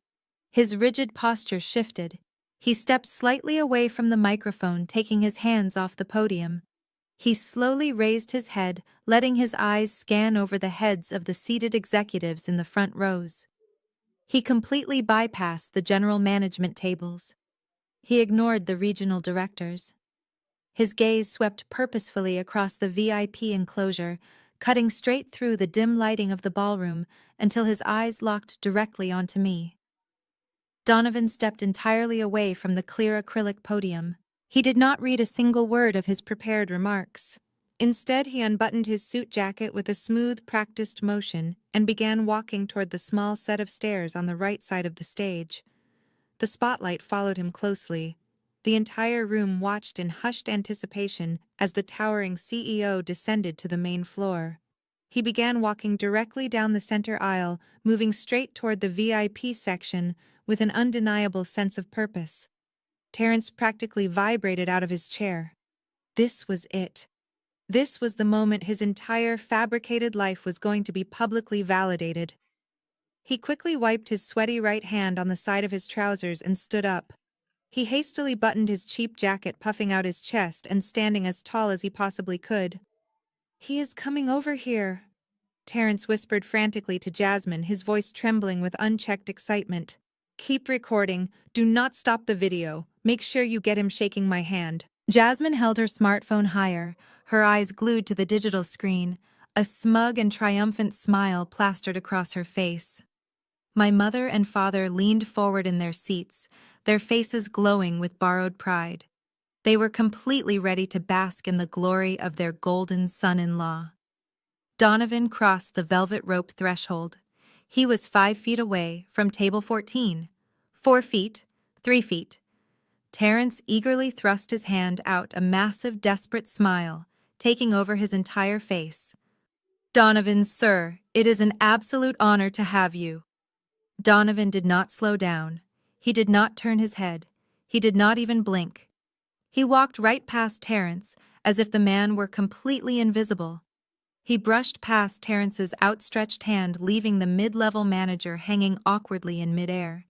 Terrence's voice completely died. His mouth hung open. He stood there frozen, his hands still extended into empty space, looking like an absolute fool. Jasmine's smile instantly vanished. She slowly lowered her phone, her eyes darting away from the screen to watch Donovan's actual trajectory. Donovan kept walking. He bypassed table 14 entirely. He bypassed the next row of senior partners. He walked directly toward the polished mahogany bar where I was standing. The group of high-level executives surrounding me immediately parted respectfully, stepping aside to clear a direct path for the CEO of the acquired firm. I did not move. I stood tall in my custom midnight blue gown, meeting Donovan's gaze with absolute unyielding confidence. Donovan stopped exactly 2 feet in front of me. The imposing, ruthless titan of commercial real estate, the man who had terrified Terrence into flying across the country, suddenly softened his rigid posture. A genuine warm smile spread across his face, radiating deep professional respect. He extended his right hand toward me. Then he leaned his head slightly toward the lapel microphone clipped to his tuxedo jacket. His deep, resonant voice boomed through the state-of-the-art sound system, echoing off every single wall of the historic Manhattan ballroom. Boss Donovan said the single word, carrying the weight of 1,000 corporate earthquakes. "We did not think you were flying in tonight. Shall I hand the stage over to the new chairwoman?" For one fraction of a second, the ballroom was completely silent. Then the entire room erupted into a deafening roar of applause. Hundreds of the wealthiest, most powerful people in the city began clapping, their attention entirely focused on me. But I was not looking at the crowd. I was looking directly over Donovan's shoulder, straight at table 14. The shockwave that hit my family was a physical force. It was absolute, unfiltered devastation. My mother, who had been holding a fresh glass of expensive champagne, simply let go. Her fingers went completely slack. The crystal flute plummeted to the hardwood floor, shattering loudly into dozens of sharp pieces. The sparkling liquid splashed across the hem of her dress and ruined her expensive shoes, but she did not even flinch. She just stared at me, her eyes wide with a terror and disbelief I had never seen before. My father looked like all the oxygen had been violently sucked out of his lungs. He slumped back into his chair, his hands gripping the white tablecloth so hard his knuckles turned entirely white. Jasmine's hands were shaking violently. The smartphone slipped from her grip, clattering loudly against her porcelain dinner plate. She looked at Donovan, then at me, then at the elite executives clapping around me. Her entire reality was actively breaking apart. The sister she had mocked, the sister she had tried to force into a catering uniform to serve appetizers, was currently being addressed as boss by the very billionaire she worshipped. But Terrence's reaction was the most spectacular of all. The color drained completely from his face, leaving him a sickening shade of pale gray. He stared at Donovan's back, his mind desperately trying to process the magnitude of the catastrophe unfolding in front of him. His legs literally gave out, his knees buckled beneath his own weight, and he collapsed heavily back into his chair. He looked like a man who had just been handed a terminal diagnosis. I looked at my family, taking in their shattered illusions and their absolute undeniable humiliation. I did not feel a single drop of sympathy. I felt the pure, unadulterated triumph of a woman who had finally stepped completely out of the shadows and taken her rightful place. I reached out and grasped Donovan's hand, shaking it firmly. "Thank you, Donovan," I said, my voice projecting clearly over the applause. "I think I will take it from here." I took the sleek wireless microphone Donovan handed me. The metal was cool against my palm. I turned away from my family, leaving them drowning in their own panic, and walked deliberately toward the main stage. The tailored hem of my midnight blue velvet gown glided silently across the floorboards as I ascended the short flight of stairs. When I reached the clear acrylic podium, I did not lean on it. I stood perfectly straight, looking out over the sea of faces. Hundreds of the most influential executives, investors, and titans of industry were staring up at me with absolute unwavering respect. "Good evening," I said, my voice echoing powerfully through the ballroom. "As you all know, tonight is not just a celebration of the new year. It is the official dawn of a new era for Apex Hospitality Group. Over the past 6 months, my team and I have worked tirelessly to finalize the acquisition of Donovan's commercial real estate firm. We are officially integrating your massive portfolio into our global logistics network." I paused, letting the magnitude of the statement settle over the room. I let my eyes sweep across the VIP section, inevitably landing right back on table 14. Jasmine was practically vibrating in her chair, her face contorted in a mask of pure, unadulterated confusion. She leaned over to my mother, her voice a frantic, desperate whisper that I could not hear but could easily read from the movement of her lips. "Wait," Jasmine stammered, gripping my mother by the arm. "She is a cook. Mom, she makes cupcakes. How is she up there? Why are they listening to her?" My mother did not answer. Denise was completely paralyzed, staring blankly at the shattered remains of her champagne glass pooling around her expensive designer shoes. My father was clutching his chest, his mouth opening and closing like a fish pulled out of water. He was finally doing the math in his head. He was finally realizing that the woman they had constantly belittled, the woman they had demanded serve them in a maid uniform just last week, was the sole owner of a multi-million-dollar corporate empire.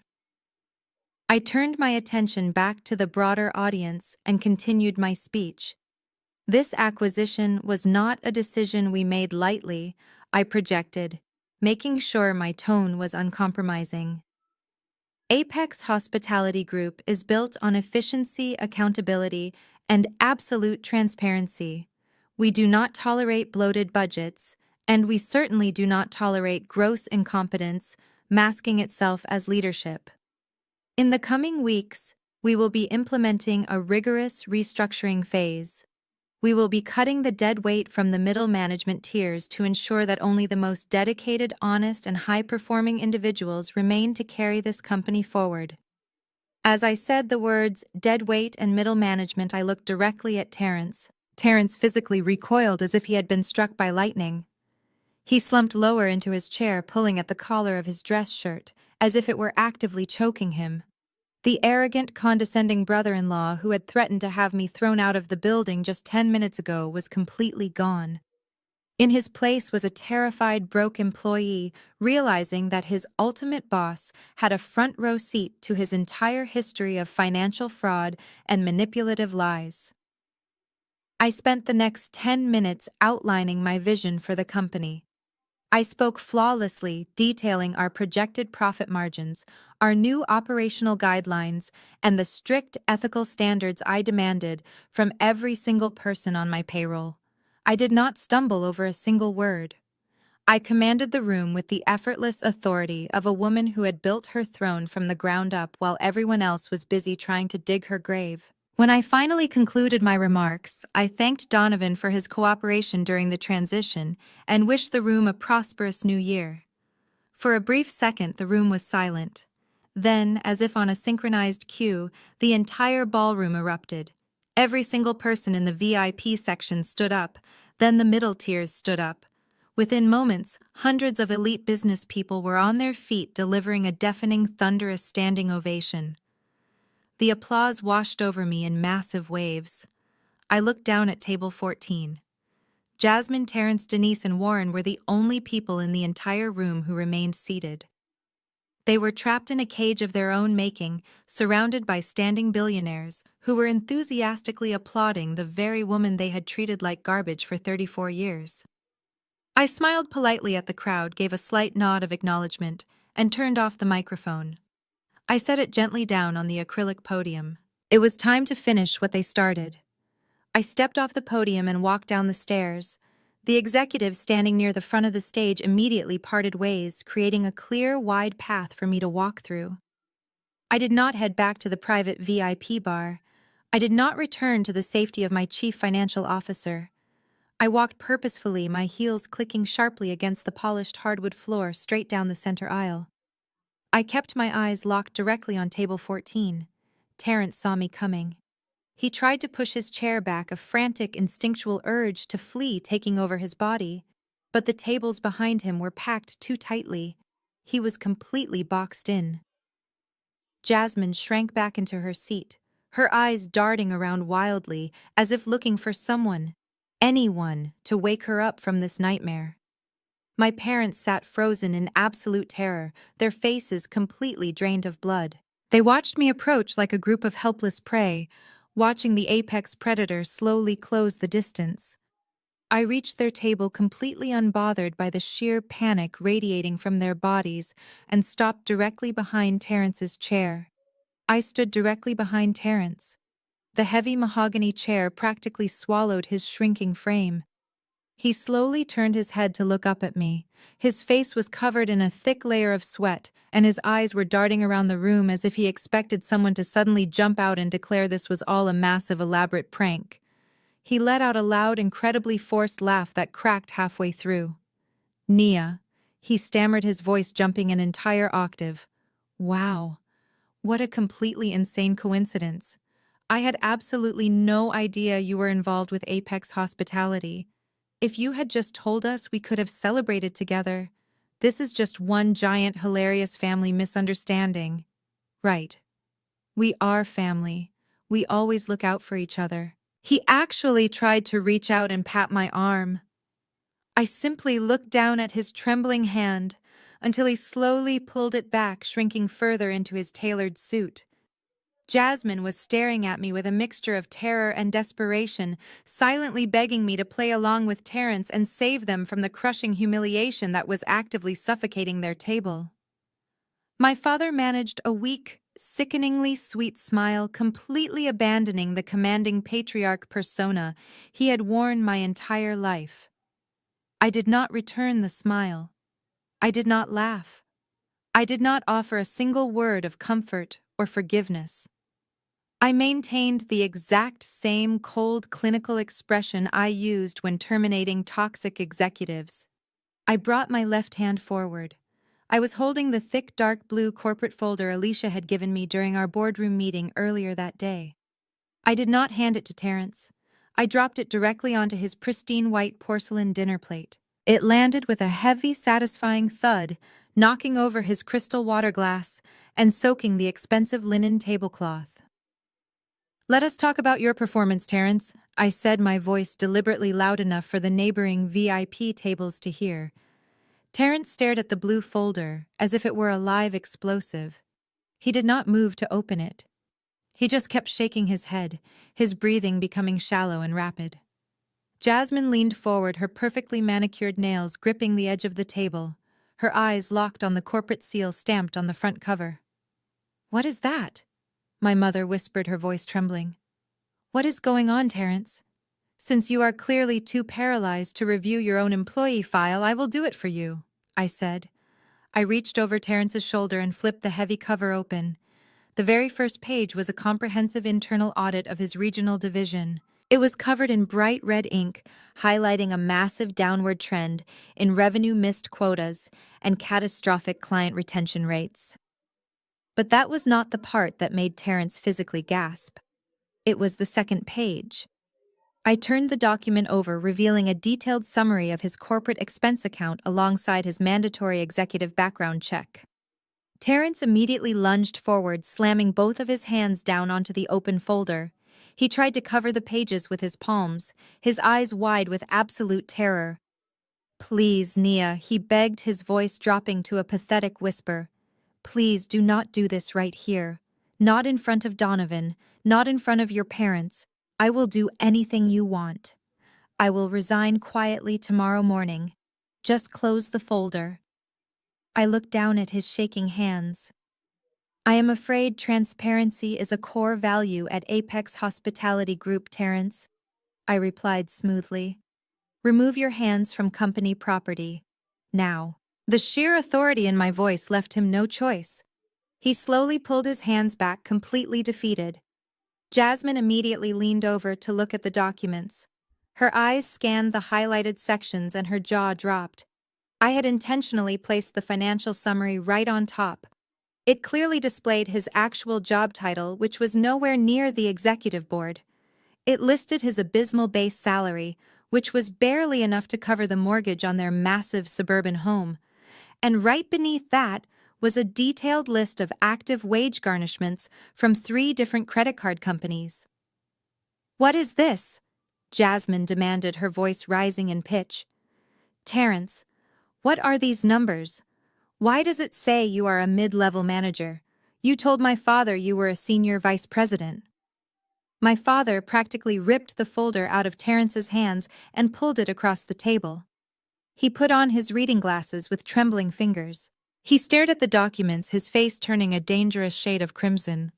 The man who had lectured me about building a legacy, the man who had demanded I fund Terrence's luxury lifestyle, was currently reading the undeniable proof that he had been conned by a cheap fraud. I flipped to the third page. It was a line-by-line itemization of his recent expense reports. "Do you see those charges from November, Dad?" I asked, pointing directly at the paper. Terrence expensed a $4,000 weekend trip to Miami. He claimed it was a client networking retreat. The audit proved he actually took Jasmine down there for her birthday, charging the luxury resort and the first-class flights directly to the company. That is corporate embezzlement, Terrence. It is a federal crime. The entire table went completely silent. The only sound was the distant chatter and laughter of the billionaires mingling around the ballroom, completely oblivious to the absolute destruction of a fake empire happening at table 14. Jasmine looked at Terrence with pure, unfiltered disgust. The illusion of her perfect, wealthy life was entirely shattered, laid out in black and white text for everyone to see. And the absolute worst part for her was knowing that I was the one holding the pen. Terrence tried to reach for the folder again, his hands shaking so violently he knocked his heavy silver fork onto the floor. Jasmine, he pleaded, his voice cracking and desperate. I can explain all of this. I was under a massive amount of pressure. The market is incredibly tough right now, and I just needed to maintain our image until my next promotion came through. It was only a temporary setback. I did not let him finish spinning his pathetic web of excuses. Temporary, Terrence! I asked, my voice cutting through his lies with absolute precision. You have missed 4 consecutive mortgage payments. Your lender initiated pre-foreclosure proceedings on your house 3 weeks ago. I know this because my legal team ran a full asset check on every single employee in your division prior to the merger. You do not even own that massive house anymore. The bank does. Jasmine let out a sharp, breathless gasp. She grabbed her chest, her emerald green gown suddenly looking like a cheap costume on a woman who had just lost absolutely everything. Foreclosure! She screamed, her voice shrill and echoing completely over the gentle background music of the ballroom. You told me the mortgage was paid off. You told me we were building equity. You told my friends we were looking to buy a vacation home. He told you a lot of things, Jasmine, I said, calmly turning the page of the audit. Like how he bought you that exclusive designer handbag for your anniversary last year. The one you made sure to flaunt in my face at Thanksgiving to prove how much better your husband was than my non-existent one. The corporate audit shows he embezzled minor company funds to buy it.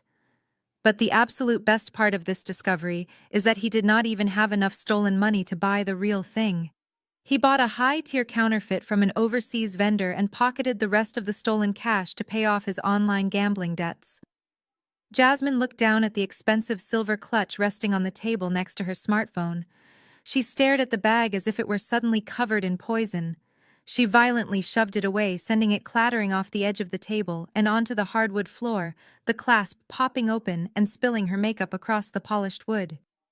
You lied to me, Jasmine shrieked, completely abandoning any remaining shred of her high society persona. She stood up, her chair scraping loudly against the floor. You are completely broke. You made me look like an absolute fool in front of everyone.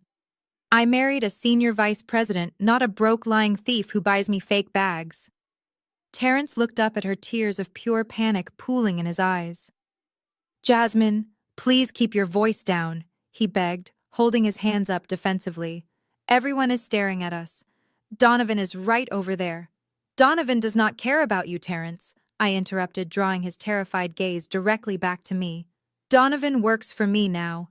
And as the new chairwoman of Apex Hospitality Group, I have a very strict zero-tolerance policy for corporate fraud, embezzlement, and gross incompetence.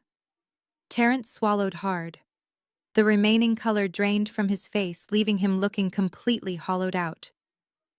Nia, please, he whispered, his voice entirely broken, the arrogant facade completely destroyed. We are family. You cannot do this to me. I will pay it all back. Just let me resign quietly. If you let me resign, I can get a job somewhere else. I can keep the house. I can fix this. I closed the dark blue folder with a loud, definitive snap. You do not get the luxury of resigning, Terrence, I said, looking down at him with absolute, unwavering finality. You are officially terminated from this company effective immediately, and because you are being fired for cause specifically financial fraud and theft of corporate assets, your entire severance package is completely voided. You will not receive a single dime from my company. Terrence let out a low, guttural sob. He buried his face in his hands, completely shattered his shoulders, shaking as the reality of his total destruction finally settled over him. Furthermore, I continued ensuring my voice carried the full weight of the consequences he had earned. My legal team has already forwarded the complete results of this internal audit to the authorities. You will be facing criminal charges for the embezzlement. I suggest you spend whatever small amount of money you have left on a very good defense attorney, rather than trying to impress billionaires who do not even know your name. My father Warren finally found his voice. He stood up, pointing a trembling finger at Terrence. "You stole from your company," Warren yelled, his face turning purple with rage. "You forced me to empty my emergency retirement account to fly us up here for a promotion that did not even exist.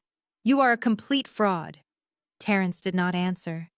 He just sat there weeping silently into his hands, a broken man exposed in front of the entire elite corporate world he had so desperately tried to infiltrate.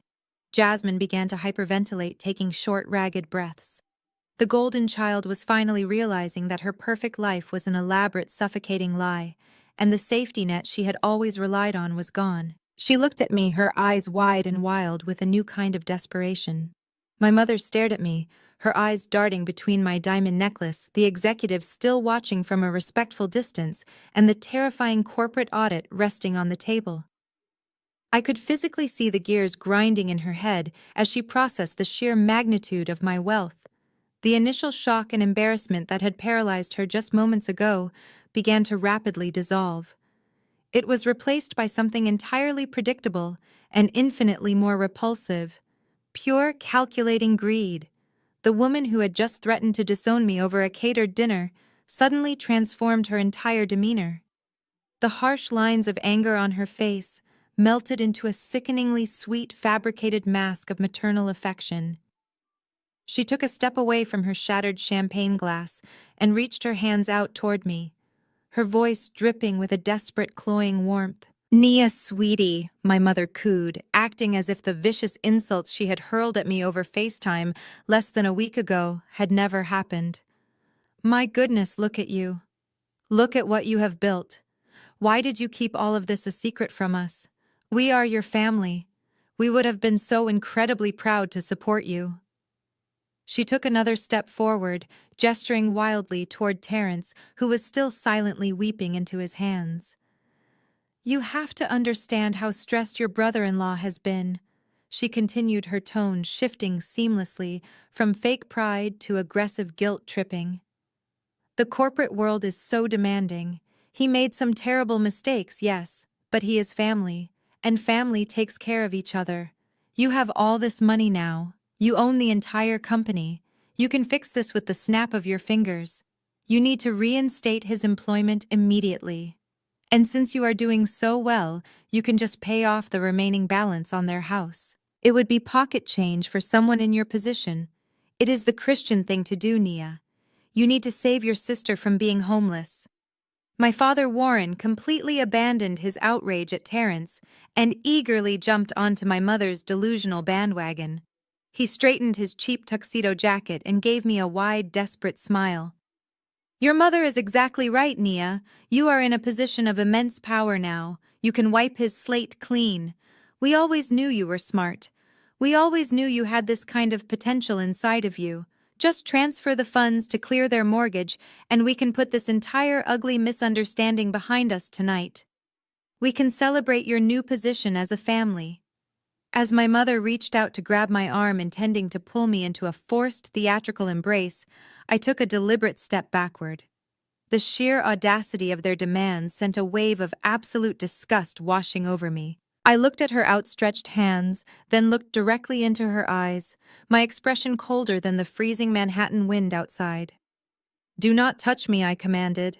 My voice was not loud, but the lethal edge to it made my mother physically flinch and pull her hands back to her chest. "Do not stand there and pretend you are a proud mother." I said, my words cutting through the air like a serrated blade. "You do not love me. You have never loved me. You only love the convenience of my obedience. For 34 years you treated me like an absolute burden. You paraded Jasmine around as the golden child, bankrolling her vanity, while you expected me to shrink myself down to make her feel taller. Jasmine kept her head bowed, her shoulders shaking completely, incapable of defending herself now that her financial shield had been obliterated. You invited me to a holiday dinner. I continued stepping closer to my parents, so they could not escape a single syllable of my truth. But you did not invite me as a daughter. You demanded that I wear a cheap black uniform. You demanded that I pay for your luxury groceries out of my own pocket. You told me to stand silently in the kitchen and serve the very man who has been stealing from my company. You wanted me to bow my head and act like a maid so you could impress the billionaires standing in this very room. I looked at my father, who was suddenly avoiding my gaze, staring down at his polished shoes. You told me I was playing out a little chef fantasy, I said, directing my anger squarely at him. You told me I owed this family for my existence. You drained my bank accounts for years, lying to me about family emergencies, just so you could funnel my hard-earned money into Terrence's fraudulent lifestyle. You sacrificed my peace of mind to protect his massive ego. And now the second you realize I hold the keys to the kingdom, you have the absolute nerve to demand I pay off his house. I paused, letting the silence stretch between us, ensuring the reality of their situation was completely unavoidable. I am not your safety net anymore, I stated with absolute finality. I am not the scapegoat you can abuse behind closed doors and then parade around when it benefits you. You broke your own backs bowing down to a man who fed you nothing but lies. And now you get to live with the consequences of that worship. You wanted a maid, but you raised a CEO.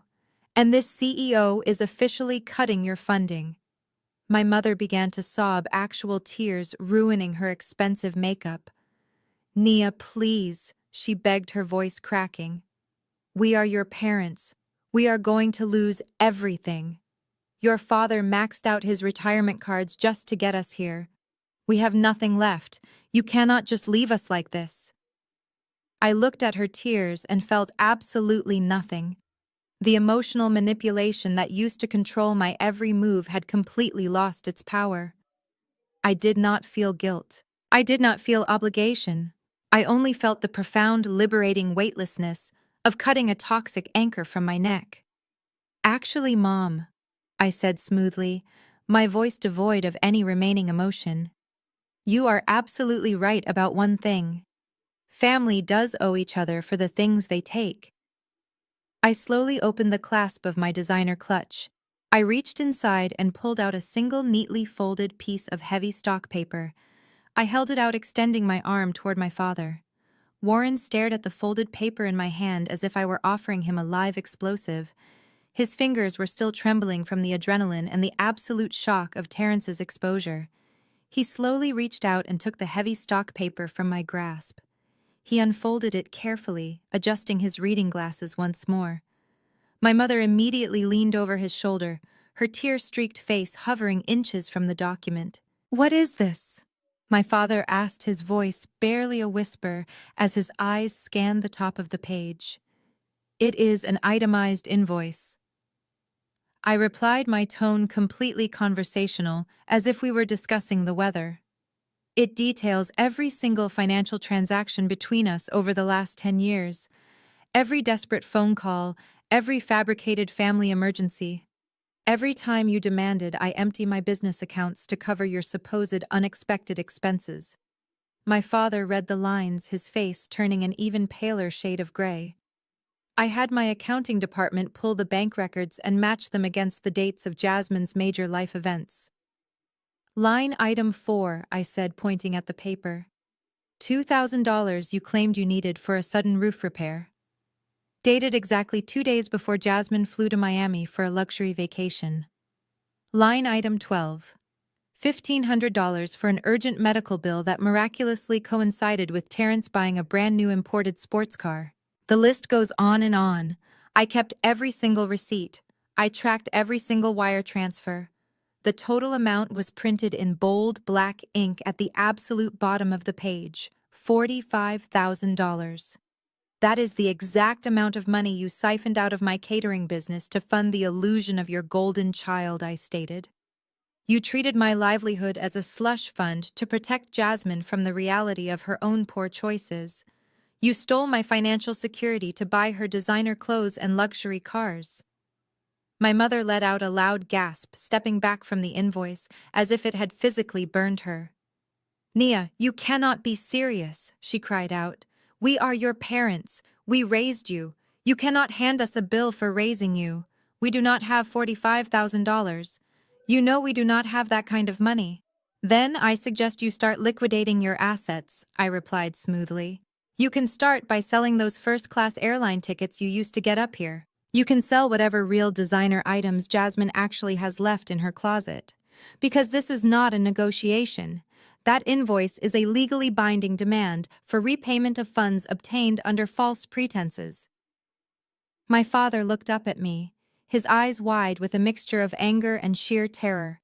You would not dare do this to your own family, he growled, trying to muster one final ounce of patriarchal authority. You are not going to sue your own parents over money you gave us willingly. I did not give it willingly, Dad. You extorted it from me by threatening my place in this family.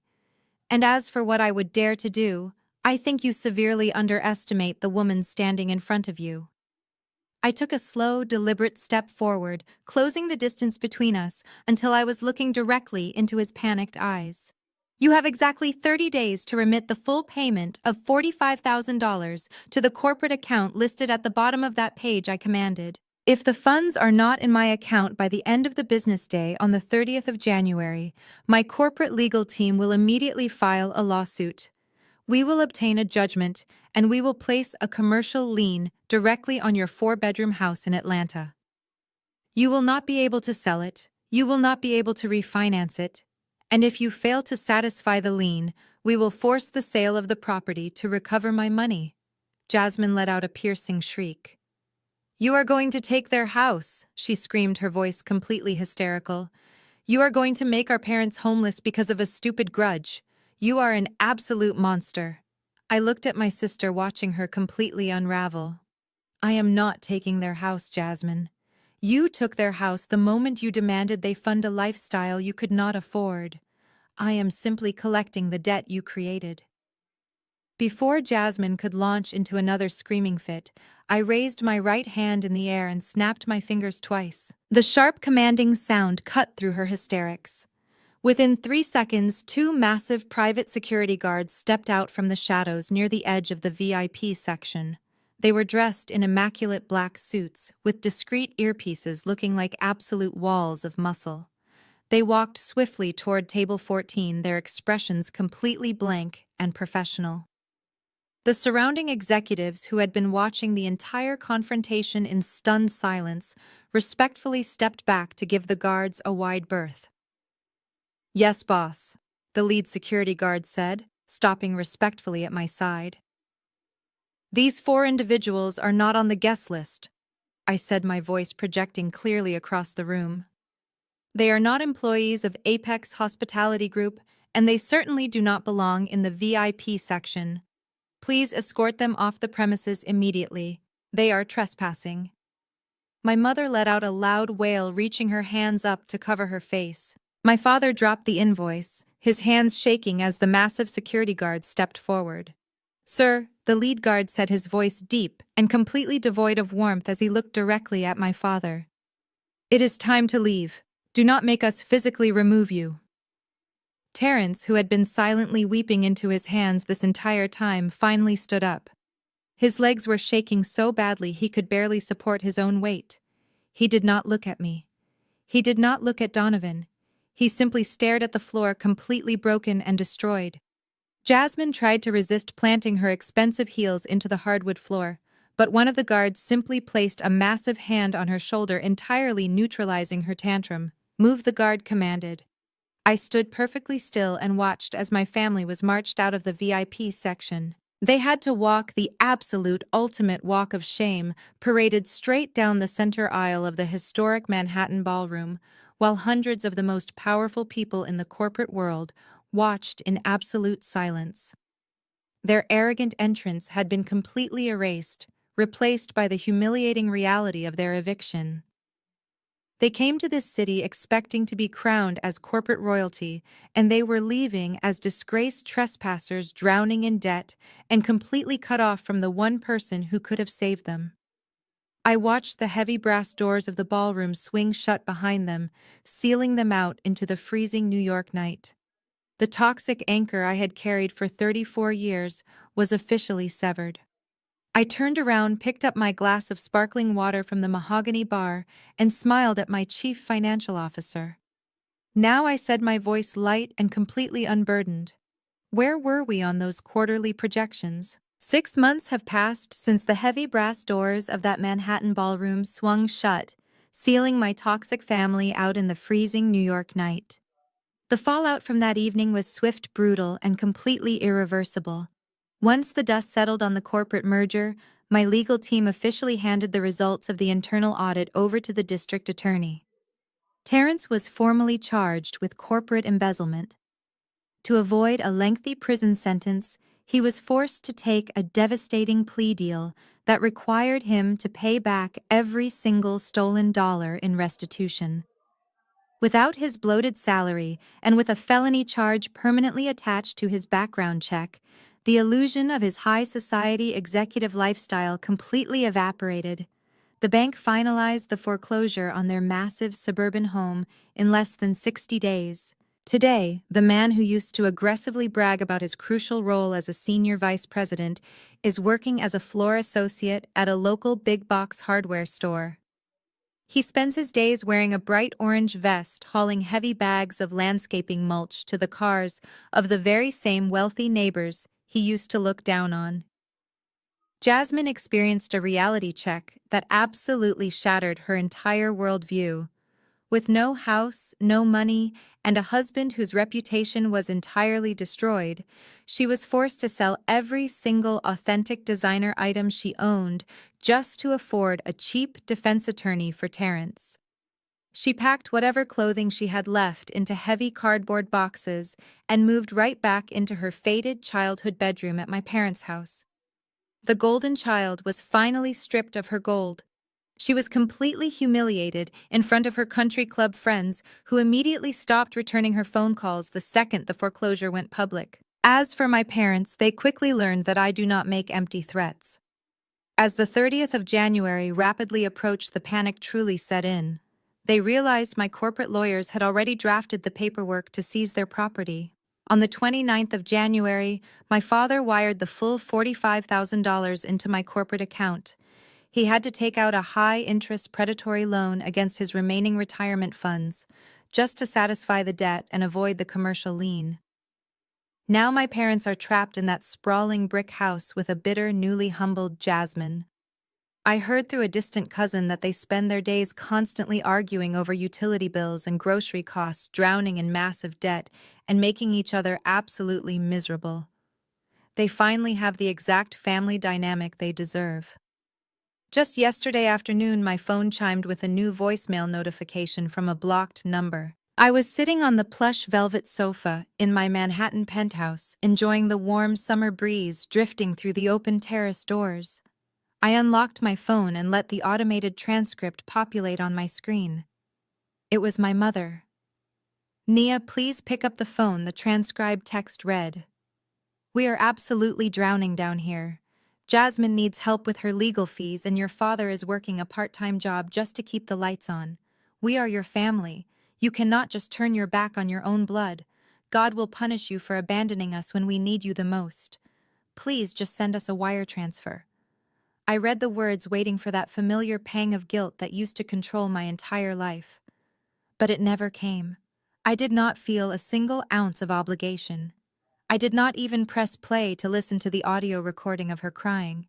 I simply swiped left on the screen, pressed delete, and permanently erased the message from my device. The emotional manipulation that had chained me to their dysfunction for 34 years was completely powerless. I set my phone down on the coffee table and walked toward my formal dining room. Tonight I was hosting a dinner party. But the reality of this evening was a universe away from that miserable Christmas Eve in Atlanta. I was not wearing a cheap black catering uniform, and I was certainly not standing over a hot stove panicking about a luxury grocery list. My state-of-the-art kitchen was fully staffed.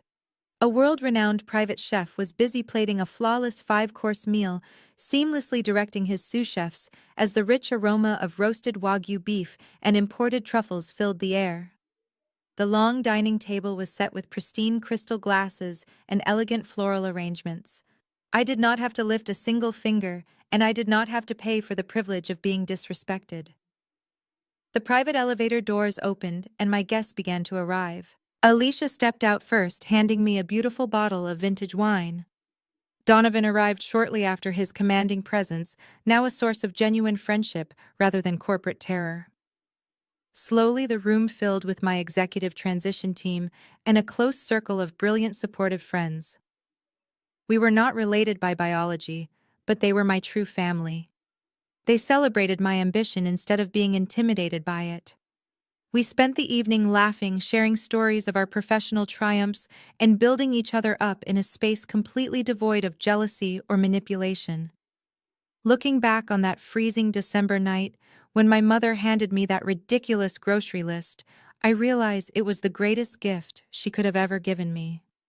It was the catalyst that finally severed my desperate need for their validation.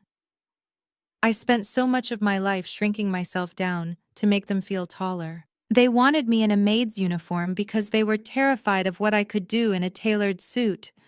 You don't have to set yourself on fire to keep toxic family members warm. Sometimes the best revenge isn't anger, it's unparalleled success. Exactly 1 year and 2 months after the New Year's Eve gala, that completely changed the trajectory of my life, I found myself sitting in my corner office overlooking the sweeping skyline of Manhattan. Apex Hospitality Group had just closed its most profitable quarter in the history of the company. We had successfully integrated Donovan's entire commercial real estate portfolio, streamlined our supply chains, and completely eliminated the toxic corporate culture that men like Terrence had allowed to fester. I was reviewing the final drafts of a massive international expansion plan when my office phone buzzed with a direct line from the ground floor security desk. Alicia walked into my office a few seconds later, her usual professional demeanor replaced by a look of deep concern mixed with mild annoyance. "Boss," Alicia said, stepping up to my walnut desk. "I am so sorry to interrupt your workflow, but the head of building security just called up. There is a woman in the main lobby causing a massive disturbance. She bypassed the visitor check-in desk and tried to force her way into the private executive elevators. Building security intercepted her, but she is currently screaming at the top of her lungs, claiming that she is your sister, and demanding that we let her upstairs immediately." I set my pen down on the leather portfolio. The absolute audacity of my family never ceased to amaze me. After everything that had happened after the foreclosure, the lawsuits, and the complete severing of our relationship, Jasmine actually believed she could just walk into my corporate headquarters and demand an audience. "Tell security to hold her in the lobby," I said, standing up from my chair and smoothing down the front of my tailored charcoal blazer. "Do not let her anywhere near the elevators. I will come down and handle this personally." I stepped out of my office and took the private executive elevator down to the ground floor. The main lobby of Apex Hospitality Group was a massive, intimidating expanse of white marble floor-to-ceiling glass windows and sleek modern architecture. It was designed to convey absolute power and wealth. As the polished steel doors of my elevator slid open, the sound of shrill, frantic yelling echoed across the marble floors. I walked past the front reception desk and saw 2 of my towering security guards standing firmly in front of the elevator banks. Pacing aggressively in front of them was Jasmine. The physical transformation of my sister was completely shocking. The woman who used to refuse to leave the house without a professional blowout and full designer wardrobe looked entirely unrecognizable. She was wearing a faded, oversized winter coat that looked like it had been bought at a discount rack. Her blonde highlights had completely grown out, revealing inches of dark roots. She was clutching a cheap, scuffed faux leather purse to her chest. The arrogant, untouchable golden child had been completely erased, replaced by a frantic, exhausted woman who looked like she had aged 10 years in the span of 14 months. Jasmine spotted me walking toward her, and her face instantly lit up with a desperate, manic relief. Nia, Jasmine yelled, trying to push past the massive shoulder of my security guard. Tell these absolute idiots to let me through. They are treating me like a criminal. I told them I am your sister. I told them I am family. I stopped a few feet away from her, keeping a safe distance. I did not smile. I did not offer a greeting. I just looked at her, taking in the pathetic reality of her current existence. You are a trespasser, Jasmine, I said, my voice completely flat and echoing loudly in the cavernous lobby. You do not work here. You do not have an appointment. And you certainly do not have the right to scream at my staff. Give me one good reason why I should not have you arrested for disturbing the peace right now. Jasmine stopped struggling against the guards. Her aggressive posture completely collapsed and her eyes filled with frantic tears. Please, Nia, she begged, her voice cracking. I had nowhere else to go. Terrence was sentenced to 3 years in federal prison last month. The judge did not give him probation. Mom and Dad are completely broke. They had to take out a second mortgage just to pay off the debt they owed you, and now the bank is threatening to foreclose on their house too. The stress is literally killing them. We have absolutely nothing left. I stared at her, feeling a profound sense of emptiness. There was no joy in seeing her this broken, but there was also absolutely no pity. They had built their own cages, and now they were begging me to unlock the doors. That sounds like a terrible situation, I replied smoothly, but it has absolutely nothing to do with me. Why are you in my building, Jasmine?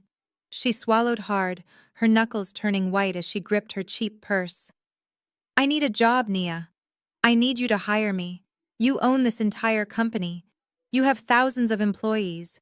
You could easily give me a position in your corporate office. I could be a regional director or a vice president of marketing. I am your sister.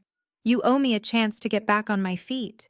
I cannot live in that tiny bedroom with Mom and Dad anymore. I need a salary that can support me. The sheer delusion of her request was staggering. She was standing in the lobby of a multi-million-dollar corporation, completely destitute, and she still believed she was entitled to an executive management position simply because we shared the same parents. You want to be a regional director? I asked, raising an eyebrow. Jasmine, you do not have a college degree. You have absolutely zero corporate experience. You have never managed a team, you have never balanced a budget, and the only thing you have ever successfully marketed is a fake lifestyle funded by stolen money. You are completely unqualified to work in my mailroom, let alone sit in an executive boardroom. Her face flushed with a sudden violent anger. The desperate pleading sister vanished, and the vicious entitled golden child flared back to life. You owe me, Jasmine shrieked, pointing a trembling finger at my face. You ruined my marriage. You put my husband in prison. You destroyed our parents' finances. You have more money than you could ever spend in a lifetime, and you are just going to stand there and watch your own flesh and blood starve. You are a cold, heartless monster. I did not flinch. I did not raise my voice. I simply looked at the lead security guard standing next to her. Escort her out of the building, I commanded softly, and place her face on the permanent ban list. If she ever steps foot on this property again, do not hesitate to call the police and press formal trespassing charges. Jasmine began to scream hysterically as the 2 guards firmly grabbed her by the arms. She kicked and thrashed, cursing my name and sobbing as they effortlessly marched her across the vast expanse of the white marble lobby. I stood perfectly still, watching as they pushed her through the heavy revolving glass doors and out into the bustling, unforgiving streets of Manhattan. I watched her stumble onto the sidewalk completely alone, disappearing into the sea of pedestrians. I turned around and walked back toward my private elevator. The lobby was quiet once again. The air was clear. I stepped into the elevator, pressed the button for the top floor, and felt the machine smoothly carry me upward. I had finally closed the absolute final chapter of my past. I was no longer the scapegoat. I was no longer the family maid. I was exactly where I belonged, completely untouchable at the absolute top of the world. Have you ever had to draw a hard line with family members who completely underestimated your worth? How did you break free from their toxic expectations? I would love to hear your stories in the comments below. If this journey resonated with you, please hit the like button and subscribe to hear more authentic stories of resilience and growth. Share this video with someone who might need to hear that it is okay to stand up for yourself with grace and absolute dignity. Thank you for joining me on this journey. And remember that your story is still being written and you hold the pen.